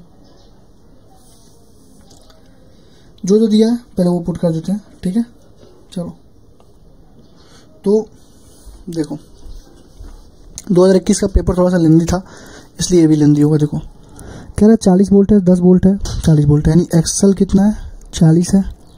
ठीक है, एक्सल नहीं बी एल कितना है 40 है, बी सी कितना है 10 है, और बी आर कितना है 40 है। ठीक है, एम्पलीट्यूड ऑफ द करंट अगर यहाँ पे देखा जाए, पोटेंशियल डिफरेंस 10 ये लिख दिया मैंने, एम्पलीट्यूड 10√2 है, तो आई नॉट इक्वल टू कितना है 10√2 एम्पियर है। कोई दिक्कत नहीं आता, कोई दिक्कत नहीं होगी। तो सबसे पहले तुमसे पूछा है जेड, तो जेड इक्वल टू क्या होता है बताओ, जेड इक्वल टू होता है V R M S upon I R M S. सबसे पहले तुम्हें आई आर एम एस निकालना पड़ेगा, आई आर एम एस तो निकल गया 10√2 एम्पियर, नहीं एम्पलीट्यूड निकल गया 10√2, तो I R M S equal to क्या होता है आई नॉट बाई √2, यानी कि हो जाएगा क्या 10√2 अपन √2 कितना हो गया 10 हो गया। ठीक, यहाँ तो कोई दिक्कत नहीं है ना, तो ये तो 10 हो गया, इसके लिए 10 रख दो। अब वी आर एम एस क्या होगा, देखो वी आर एम एस क्या होगा, अंडर रूट में बी आर का स्क्वायर प्लस कौन जाता है बी सी की बी आर, बी सी की बी एल, कौन जाता है बी एल जाता है, तो बी एल का स्क्वायर माइनस बी सी का स्क्वायर, यही तो होता था, नहीं सॉरी गलती हो गई, जैसे देख लो ना बी आर का स्क्वायर था तो V L minus V C का स्क्वायर था। अरे क्या था यार, एक्स जेड का वैल्यू क्या था आर का square plus XL minus x का स्क्वायर, ये तो लिखते। तो आर की जगह तो मैंने पोटेंशियल लिख दिया, एक्सएल की जगह दिया वी एल वी सी, बस पुट कर दो अपना। लेंदी था लेकिन आसान क्वेश्चन था, ऐसा नहीं था कि बहुत हार्ड क्वेश्चन पूछ लिया था। बी आर स्क्वायर कितना होगा 40 का स्क्वायर, बी एल में बी सी 40 माइनस 10 यानी 30 का स्क्वायर। तो 40 का स्क्वायर प्लस 30 का स्क्वायर कितना होगा 40, 4 3 4 3 5 यानी 50 का स्क्वायर नहीं 50 आएगा बाहर, यानी बी आर एम एस कितना आएगा 50 आ गया। 50 आ गया, पुट कर दो यहाँ पे 50 अपन 10 कितना आया 5 आया।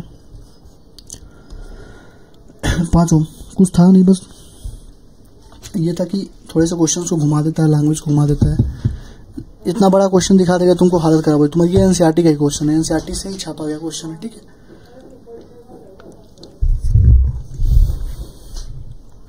Question number 48 step down transformer है, ये बताओ होमवर्क है तुम्हारे लिए, कितनी बार कराया हूँ अभी।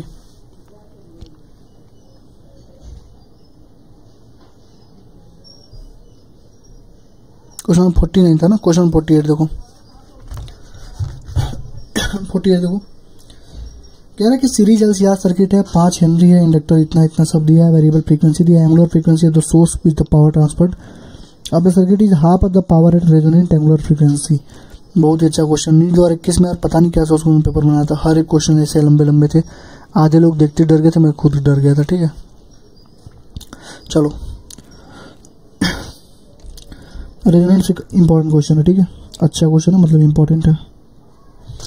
रेजोनेंट अगर ओमेगा आर निकालोगे रेजोनेंस फ्रीक्वेंसी क्या होती है 1/√में एल सी होती है, ऐसा पुट कर लो 1/LC कितनी है 5 हेनरी है, सी कितनी है 80 × 10⁻⁻⁶, तो कितना आ जाएगा 50 रेडियन पर सेकेंड। यहाँ तक कोई दिक्कत नहीं है ना, कोई दिक्कत नहीं है। अब कह रहा है एंगुलर फ्रीक्वेंसी, कह रहा है कि angular frequency of the source eight which the power transfer is half, मतलब पावर ट्रांसफर क्या हो, power transfer is half the power of resonant frequency, power transfer क्या हो half the power of resonant frequency, half the power of resonant frequency. कैसे हो गया यार, आधा पावर हो ना रेजोनेंट फ्रीक्वेंसी का, तो 50 रेडियन। अच्छा एक चीज और देखना तुम, एक चीज और इसमें ध्यान से देखना बस एक चीज में कि अच्छा 50 रेडियन है, ठीक है ठीक है ठीक है ठीक है 50 रेडियन है। बस हमको क्या निकालना है ओमेगा, अगर हमको निकाल दिया जाए, ये बीट्स वगैरह मैंने कल पिछले लेक्चर में बीट्स वगैरह पढ़ाया था ना तुम लोगों को, तो तुम लोगों ने देखा होगा वहाँ पर बीट्स कैसे निकाल रहा था मैं, तो यहाँ पर भी बीट्स का ही कंसेप्ट लग रहा है कि half of the power of resonant frequency है, यानी half of the power of resonant frequency है, यानी ओमेगा का वैल्यू होता है कितना R/L। देखो ओमेगा का वैल्यू कितना होता है R/2L, चेंज इन ओमेगा निकालोगे तो R/2L होगा, तो R कितना दिया है 40 अपन 2 × 5 4 है ना, यानी कि 50 तो हमारा निकला था। अब डेल्टा ओमेगा है, ओमेगा को कैसे लिखोगे omega plus minus delta omega, ऐसे तो लिखते हो, तो या तो 54 होगा या तो 46 होगा, 54 46 समझ ना। अच्छा क्वेश्चन था, 2-3 चीज़ों को इसने मर्जअप किया है, 2-3 चीज़ों को इसने मिक्सअप कर दिया है। पहले चीज़ को क्या मिक्सअप किया है कि डेल्टा ओमेगा क्या लिखा है R/2L 40 अपन 2 × 5 4 हो जाएगा, ओमेगा R = 1/√LC हो जाएगा 1/। और पहले देखो ओमेगा मतलब R मैंने रेजोनेंस पे एंगुलर फ्रीक्वेंसी निकाल ली। अब मुझे दिया है क्या कि half the power of resonant frequency are likely to be, कौन सा लाइकली होगा, तो क्या डेल्टा ओमेगा निकाल के प्लस माइनस कर दो। ये हमारा ओमेगा का भी फॉर्मूला मैंने तुम्हें अवतार सीरीज में करा रखा है, ठीक है। तो कोई भी ऐसा चीज़ नहीं तुम्हें मिलेगा जो मैंने तुम्हें करा ही ना हो, इसलिए बोल रहा हूँ अवतार सीरीज को फॉलो करो ही करो। 50 का देखो √2 टाइम्स RMS वैल्यू क्या होता है। अब इस पर कोई कराने वाला क्वेश्चन है क्या बताओ। देखो 2022 का क्वेश्चन, ये भी छोटा सा क्वेश्चन है, ये भी करा देता हूँ। देखो कह रहा है बता दो B = V0 sin ω t, यानी ओमेगा का वैल्यू दिया है 100। कह रहा है resonant frequency of LCR circuit V0 है, फ्रीक्वेंसी ऑफ ऐसी सोर्स। तो फ्रीक्वेंसी बता दो यार, फ्रीक्वेंसी क्या होती है बताओ। ω/2π कितना दिया 100/2π कितना हो गया 50/π, तो हमारी फ्रीक्वेंसी हो जाएगी। कौन सी बहुत बड़ी बात है, ये गलत ये गलत, पहला हमारा सही होगा, फ्रीक्वेंसी हो जाएगी 50π हो जाएगी, ठीक है 50/π। और रेजोनेंट फ्रीक्वेंसी पूछ रहा है, तो रेजोनेंट फ्रीक्वेंसी निकाल दो, क्या होता है 1/2π √LC होता है, पुट कर दो ना 1/2π √LC। एल का वैल्यू कितना होगा, एल का वैल्यू कितना है 10 हेनरी है, सी का 10 × 10⁻⁶ है। तो इसको सॉल्व करोगे तो कितना हो जाएगा 1/2π 1/10⁻⁴ तो कितना हो जाएगा 1/2 पाई इंटू 10 का स्क्वायर कितना हो गया 50/पाई। देखो यहाँ से भी सेम आ गया, यहाँ से भी सेम आ गया, यानी कि फ्रीक्वेंसी भी हमारी उतनी है, F0 के बराबर है, कितनी है 50/पाई है। ठीक, 52 का देखो, अगर AC source is connected to capacitor due to decrease in operating frequency. अगर AC सोर्स में कैपेसिटर है, कैपेसिटर X इक्वल टू क्या होता है 1/ω C इक्वल टू क्या होता है 1/2/FC। तो अगर ऑपरेटिंग फ्रीक्वेंसी को तुमने कम कर दिया तो 1/2/FC। तो अगर तुमने फ्रीक्वेंसी को कम कर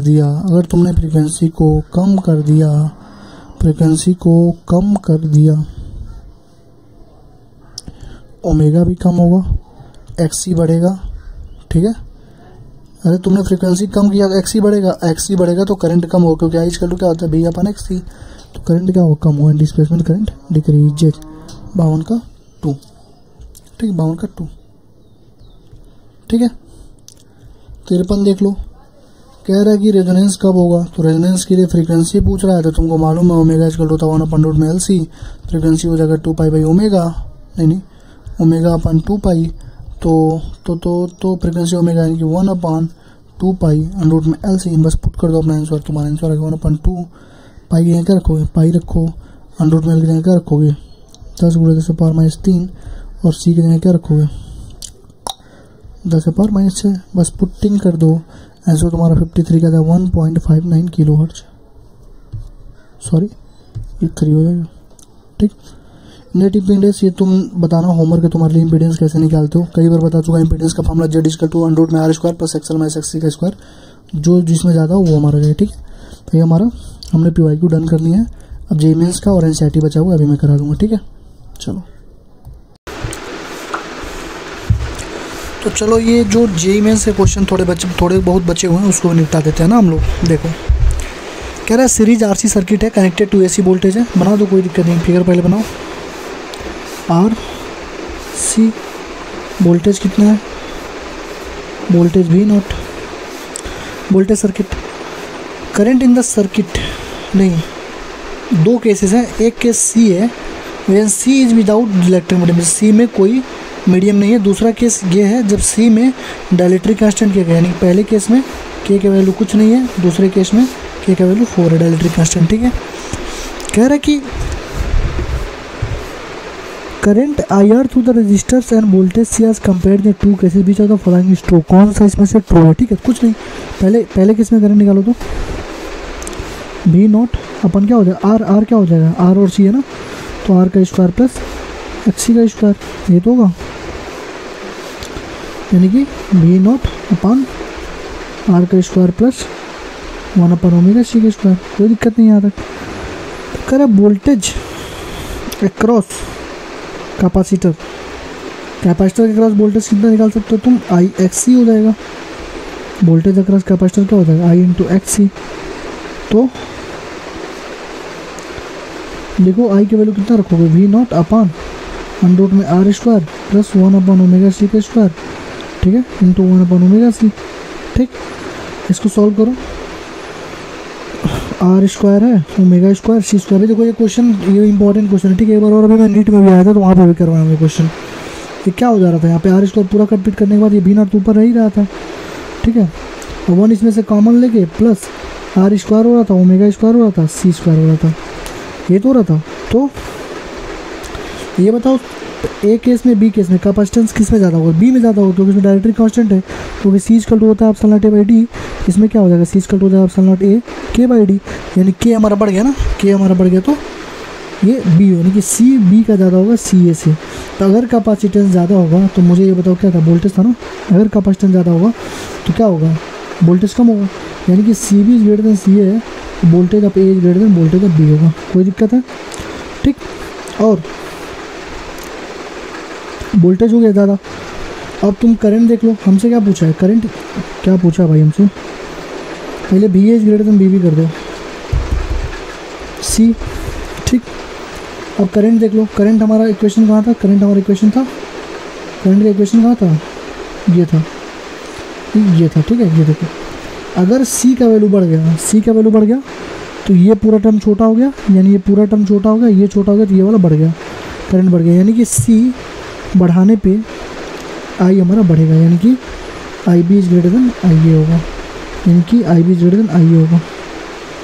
दूसरा और तीसरा दोनों सही है, समझ रहे हो ना कैसे? देखो अगर सी बढ़ रहा है, मैंने बोला ना सी बढ़ रहा है, तो ये पूरा टर्म क्या होगा, छोटा हो जाएगा, 1/c, मान लो 1/5 था, 1/10 था, तो ये ज़्यादा छोटा हो गया ना, तो सी बढ़ेगा तो ये पूरा टर्म छोटा हो गया। तो जब ये पूरा टर्म छोटा हो गया तो आर स्क्वायर प्लस मान लो 0.00 या आर स्क्वायर प्लस 1 आया, तो ये मतलब छोटा ही हुआ ना। जैसे ये छोटा होगा ये करंट अपने आप बढ़ जाएगा, यानी कि आर घटा तो ये बढ़ा, यानी कि सी बी अगर ज़्यादा होगा सी ए से तो बी ए भी ज़्यादा होगा और आई भी ज़्यादा हो जाएगा। ठीक है, यहाँ तक कोई दिक्कत नहीं है। अब देखो क्वेश्चन नंबर 13 देख लो, कह रहा है कि an arc lamp requires direct current of 10 ampere, rate इतना इतना इतना, फंक्शन 220 में आरएमएस है, 50 हर्ट्ज का सप्लाई है, सीरीज इंडक्टर नीडेड, मतलब एल की वैल्यू पूछ रहा है, एल कितना चाहिए कि वो वर्क अपना करे अच्छे से। तो देखो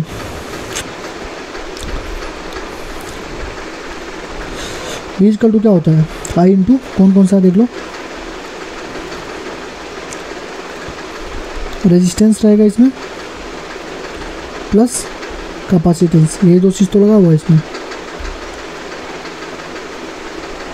इंडक्टेंस है ना, भूल जा रहा हूँ। देखो इंडक्टर लगा हुआ है, ये arc lamp requires direct current of 10 ampere to 80 volt, मतलब करंट उसको चाहिए 10 एम्पियर, वोल्टेज चाहिए 80 वोल्ट फंक्शनिंग के लिए, यानी आर भी इसमें होगा, आर क्या होगा, बी अपन आई कितना हो जाएगा, 80/10 इक्वल टू 8।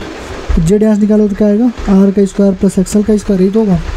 तो आर का स्क्वायर मतलब 64 प्लस एक्सएल का स्क्वायर मतलब क्या होता है, ओमेगा एल का स्क्वायर, ओमेगा एल का मतलब क्या होता है 2 पाई, यानी 2 पाई इंटू 50 का 2 पाई इंटू 50 एल का स्क्वायर, यही तो होगा, क्योंकि फ्रिक्वेंसी कितना 50 है तो 2 पाई एफ हो गया, तो ये कितना हो जाएगा 64 प्लस 100 पाई पूरा का स्क्वायर होता है ना, ये 64 प्लस 100 पाई, यानी 100 पाई का स्क्वायर मतलब कितना हुआ 100 पाई बार आएगा, तो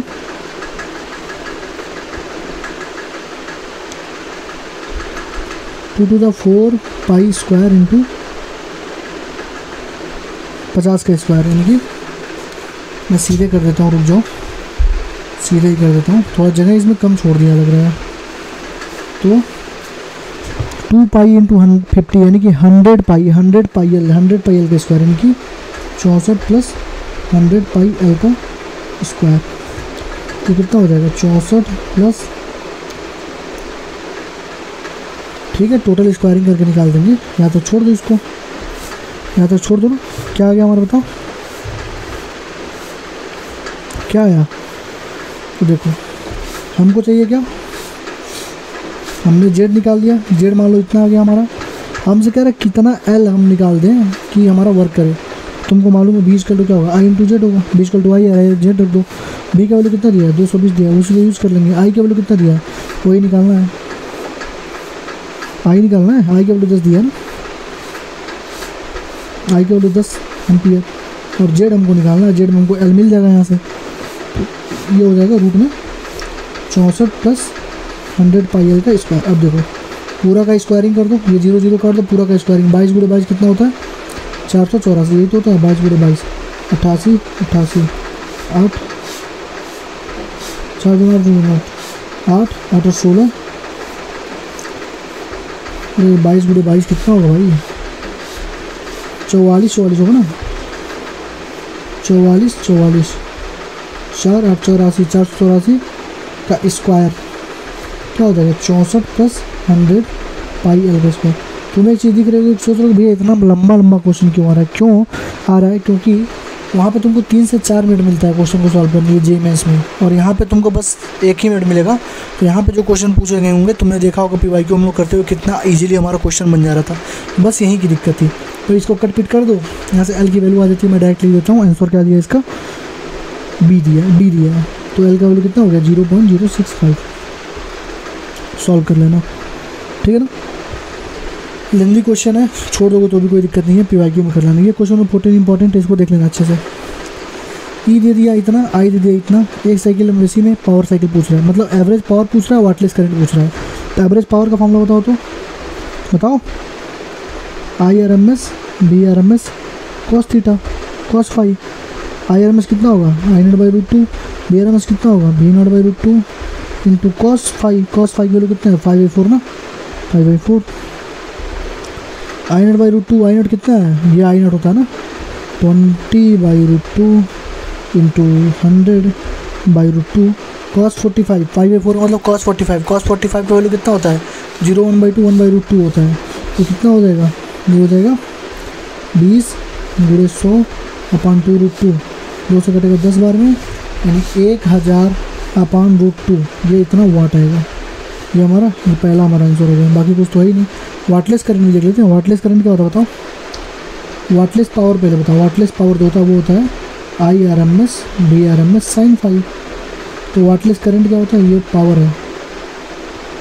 वाटलेस करंट क्या होगा बताओ, IRMS sin थीटा। लिख दो IRMS कितनी थी I0/√2 sin 45 डिग्री। I0 कितना था, I0 कितना था मुन्ना 20/2 कितना हो गया 10 हो गया, देख लो। तो अच्छा क्वेश्चन है, जो उसने पूछा उसको ध्यान रखना। उसने पूछा क्या है, एवरेज पावर पूछा है, तो IRMS BRMS cos फाइव करके तुमने उसको एवरेज पावर का भी निकाल दिया, ठीक है। यहाँ तो कोई दिक्कत नहीं है ना, आई होप तुम्हें कोई दिक्कत नहीं हो रही होगी, ठीक। 18 नंबर देख लो, कह रहा है फॉर एन LCR सर्किट तुम्हें ओमेगा ने दे दिया क्वालिटी फैक्टर। क्वालिटी फैक्टर का तुम्हें फॉर्मूला मैं पहले ही बता चुका हूँ, ठीक है, इसलिए तुम्हारे लिए होमवर्क रहेगा ये, ठीक। क्वेश्चन नंबर 22 देख लो, कह रहा है कि AC का सोर्स है जिसका वोल्टेज है 220 sin 100πt volt connected with R = 50 ohm. The time interval means the current goes from peak value to half value. ये देखो, जब मैं तुम्हें पढ़ा रहा था तुम्हें एक चीज़ बता दी मैंने, पीक वैल्यू से अगर हाफ में जानी हो, हाफ वैल्यू में, तो कितना टाइम लगता है, यानी A0 से A0/2 में जाना हो तो कितना टाइम लगता है, T/6 लगता था। कितना लगता था T/6, उसी का यूज़ कर लो, कंप्लीट कर दो। देखो भी कितना दिया, देखो 220 sin 100πt। आई कितना होगा बताओ, वोल्टेज दे दिया 220 साइन, आई कितना होगा V/R होगा, तो 220/50 हो जाएगा, into sine omega pi into T, कोई दिक्कत नहीं है। और टाइम पीरियड क्या होता है 2π/ओमेगा होता है, तो 2π ओमेगा कितना बताओ, 100 ओमेगा कितना है, ओमेगा ही तो है 100π। 100π क्या है, ओमेगा ही तो है 100π, यानी कि 1/50 सेकेंड, यानी T = T/6 जो होता है वो कितना है 1/50 सेकेंड होना चाहिए। तो डेल्टा T = क्या हो जाएगा T/6 यानी 1/50 × 6 यानी 1/300 सेकेंड। ये भी अच्छा क्वेश्चन, इसको ध्यान में रखना कि अगर तुम्हें पीक से हाफ में आना, अगर पीक करंट से लेके तुमको हाफ करंट में आना, कहा ना पीक करंट से लेके तुमको अगर हाफ करंट में आना है तो 1/50 × 6 यानी तुमको 1/300 हो जाए, यानी कि T/6 होता है, ठीक है ना।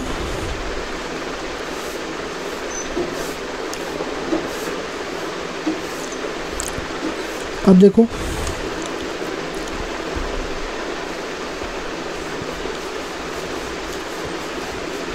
ठीक है, देखो कह रहा सीरीज़ का सर्किट है, सब कुछ दिया है 20 मतलब LCR सर्किट है, और AC का सोर्स दे दिया 20/50। एनर्जी डिसिपेटेड पूछ रहा है, बस हमसे पूछ रहा है एनर्जी कितनी डिसिपेट होगी। तो एनर्जी क्या होती है बताओ, पावर = क्या होता है एनर्जी पर टाइम। तो एनर्जी क्या होगी, पावर इंटू टाइम, यही तो होगी। टाइम कितना दिया 60 सेकेंड, हमको बस पावर निकालना है। तो पावर कहाँ से निकालोगे, पावर होता है कितना V² Z × cos फाइव, यही तो होता है, या वो तो PI cos फाइव। तो पहले निकाल दो ना, पहले तुमको Z निकालना पड़ेगा। Z कहाँ निकालोगे, Z का वैल्यू क्या होगा, रूट में बताओ R² प्लस बताओ XC - XL²। XC में से क्यों घटाऊँ, क्योंकि इस बार XC ज़्यादा है, 120 माइक्रोफैराड है और ये 20 मिली हेनरी है, ठीक है। तो XC ही ज़्यादा होगा, क्यों ज़्यादा होगा जान रहे हो, देखो XC के जब निकालोगे तो आएगा 1/ओमेगा C, यानी कि 1/100π × C का वैल्यू कितना है 120 × 10⁻⁶, ऊपर चला जाएगा 10⁻⁶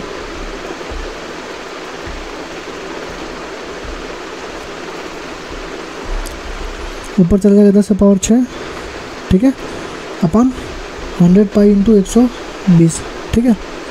यहाँ से एक्सी कितना आ जाएगा, 0 0 0 3 कटा 1000, 1000 बाई 12 पाई यानी कि 12 3 36, 1000 बाई 36 के राउंड आएगा, यानी कि 25 से थोड़ा ज़्यादा 26 ओम के राउंड आ जाएगा एक्सी, ठीक है। और एक्सएल निकालोगे तो क्या आएगा, ओमेगा आएगा, ओमेगा इक्वल टू कितना 100 पाई इंटू 20 इंटू 10⁻³ मिलियन भी, तो कितना हो जाएगा 100 जो 200 200 कट गया, 200 पाई का 2 पाई आ जाएगा। तो किसका ज़्यादा, एक्सी ज़्यादा है ना, इसलिए एक्सी में से एक्सएल को हटा दिया। तो अब यहाँ से निकाल लो जेड का वैल्यू, आर का वैल्यू कितना था 60 का स्क्वायर, एक्सी माइनस एक्सएल 26 में से 2 पाई घटाओ, 26 माइनस 2 पाई का स्क्वायर, ये कितना आ जाएगा, रुक जाओ, 26 में से 2 पाई जाए तो 20 पाई, 2 पाई इन 20 ये 20 आ जाएगा बार 20 10 √2 20 20√10 इसका आ जाएगा राउंड में, ठीक है, 20√2 ओम, ठीक। अब तुमसे पूछ लेगा क्या, कहाँ गया यार, तो भी कितना आ गया बताओ, भी कितना है 24 है, ये फी तो फ्रीक्वेंसी है 24 है।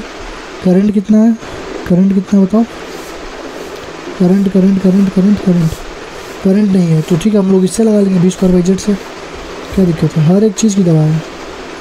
तो b² का कितना 24 का स्क्वायर, अपन z कितना है 20√10 का स्क्वायर, है ना, 20 का स्क्वायर अपन z का मतलब 20√2 होगा, √10 होगा, स्क्वायर में होगा। cos फाइव वैल्यू होता है r/z, ये तो होता है r/z, यानी कि ये कितना दिया 3 है, ये कितना 10 है, यानी कि 24 का स्क्वायर अपन 20√2 इंटू 3/10। इसको सॉल्व कर लो, हमारा आंसर आ जाएगा कितना b²/z यानी कितना 8.64 वाट आ जाएगा, कितना 8.64 वाट आ जाएगा। अब तुम इसी को पुट कर देना यहाँ पे 8.64 इंटू 60 और कितना आ जाएगा 8 छक्के 48 7 55 551 5.182 10⁻, ठीक। तो ये इसका आंसर हो जाएगा डी हो जाएगा, ठीक है ना। तो देख रहे हो लेंदी कैलकुलेशन है, तो कोई दिक्कत नहीं है, तुम करो लेंदी कैलकुलेशन करो, वहाँ पे तुम्हारे लिए बहुत आसान हो जाएगा, ठीक है।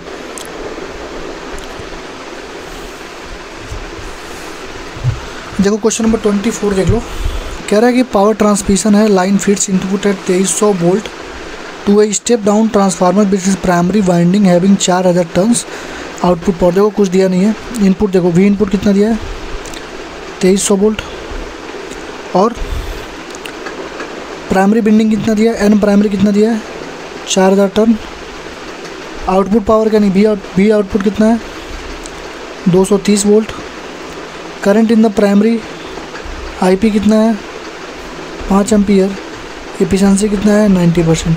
कह रहा आउटपुट करंट बता दो, तो कुछ मत करो ना, पी आउटपुट अपन पी इनपुट इसका तो एफिशिएंसी होता है, तो एफिशिएंसी हो जाएगा कितना 90/100, पी आउटपुट का मतलब क्या हुआ V output I output upon V input into I input, बस खत्म हो गया क्वेश्चन ही।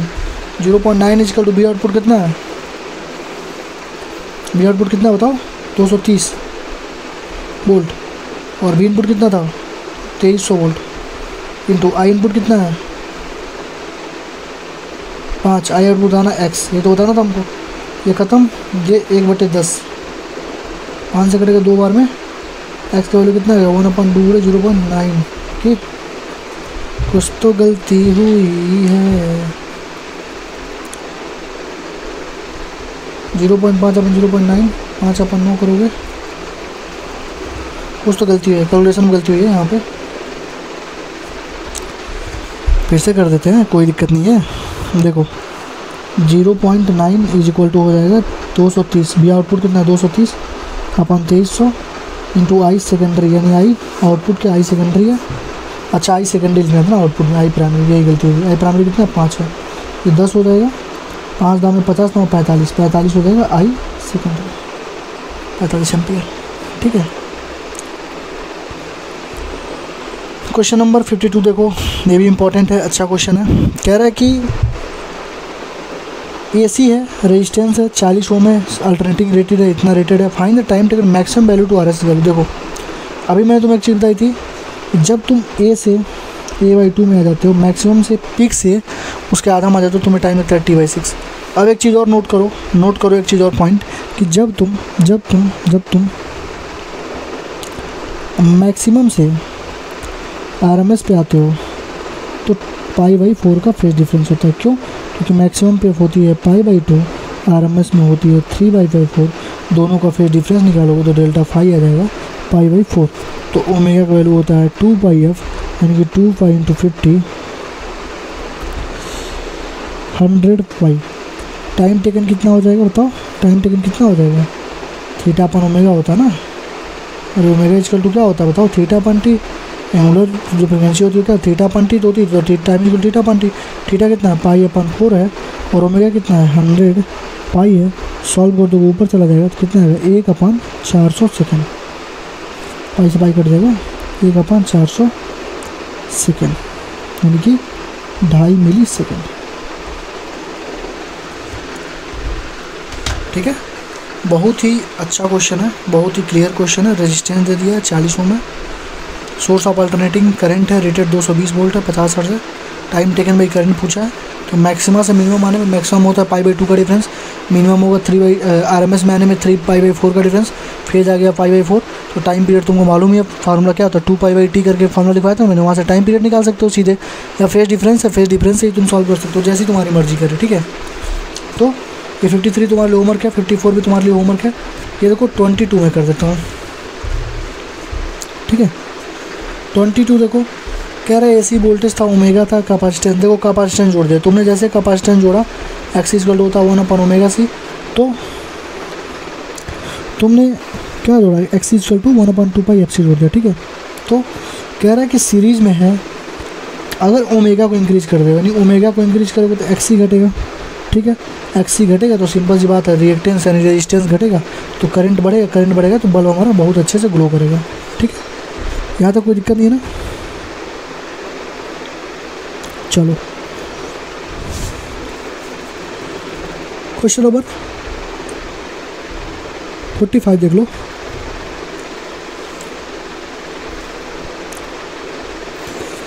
कह रहा है कौन सा करंट, मतलब कितना करंट इसमें से जाएगा, और हम लोगों ने इसको किया था। ठीक है, मैं सॉल्व कर देता हूँ, कोई दिक्कत नहीं है।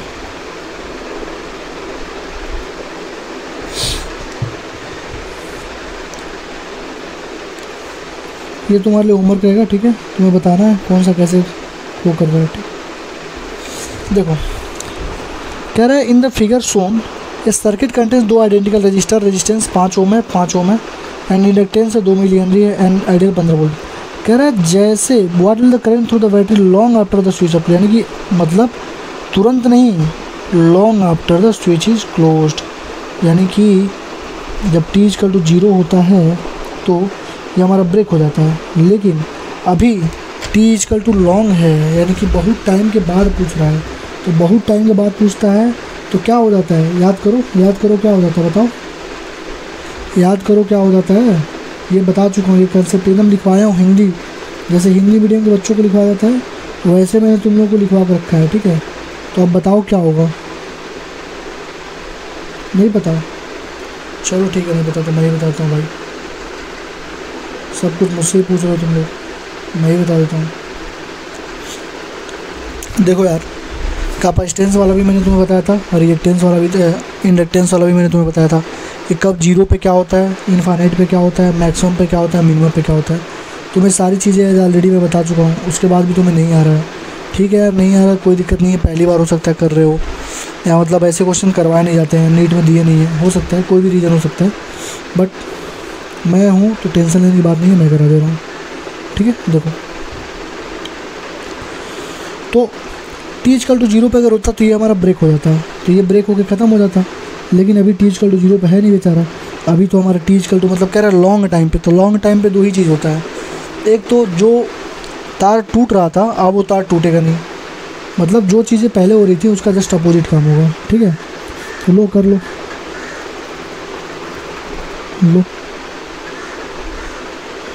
ये हो जाएगा तुम्हारा खड़ा, ये उधर नीचे चला जाएगा, तो ये हमारा हो जाएगा कितना हो गया ना, इम्पोर्टेंट है, देख लेना। मतलब ये अब सीधा वायर बन जाएगा यार, इनफाइनाइट मतलब लॉन्ग टाइम पे वायर इनफाइनाइट मतलब वायर बन जाता है, सिंपल सी बात है, बता चुका हूँ पहले ही। तो ये आर और ये आर क्या हो गया, पैरेलल में हो गया ना, दोनों आर पैरेलल में हो गया। तो 5 और 5 का इक्विवेलेंट क्या होगा पैरेलल में, 5/2 होगा। और क्या चाहिए, आई इक्वल टू कितना होगा, B/R होगा। B कितना दिया, 15 बोल दिया, आर कितना 5 × 2, 15 दूना 30/5 कितना होगा, 6 एम्पियर इसका करंट आएगा यार। इतना छोटा सा क्वेश्चन बस देखने में बड़ा लग रहा है। क्वेश्चन नंबर 46 तुम्हारे लिए होमवर्क है। तो ये हमारा कंप्लीट हो चुका है, ठीक है। तो thank you, like comment share subscribe कर देना। मिलता हूँ ना अगले नेक्स्ट वीडियो में।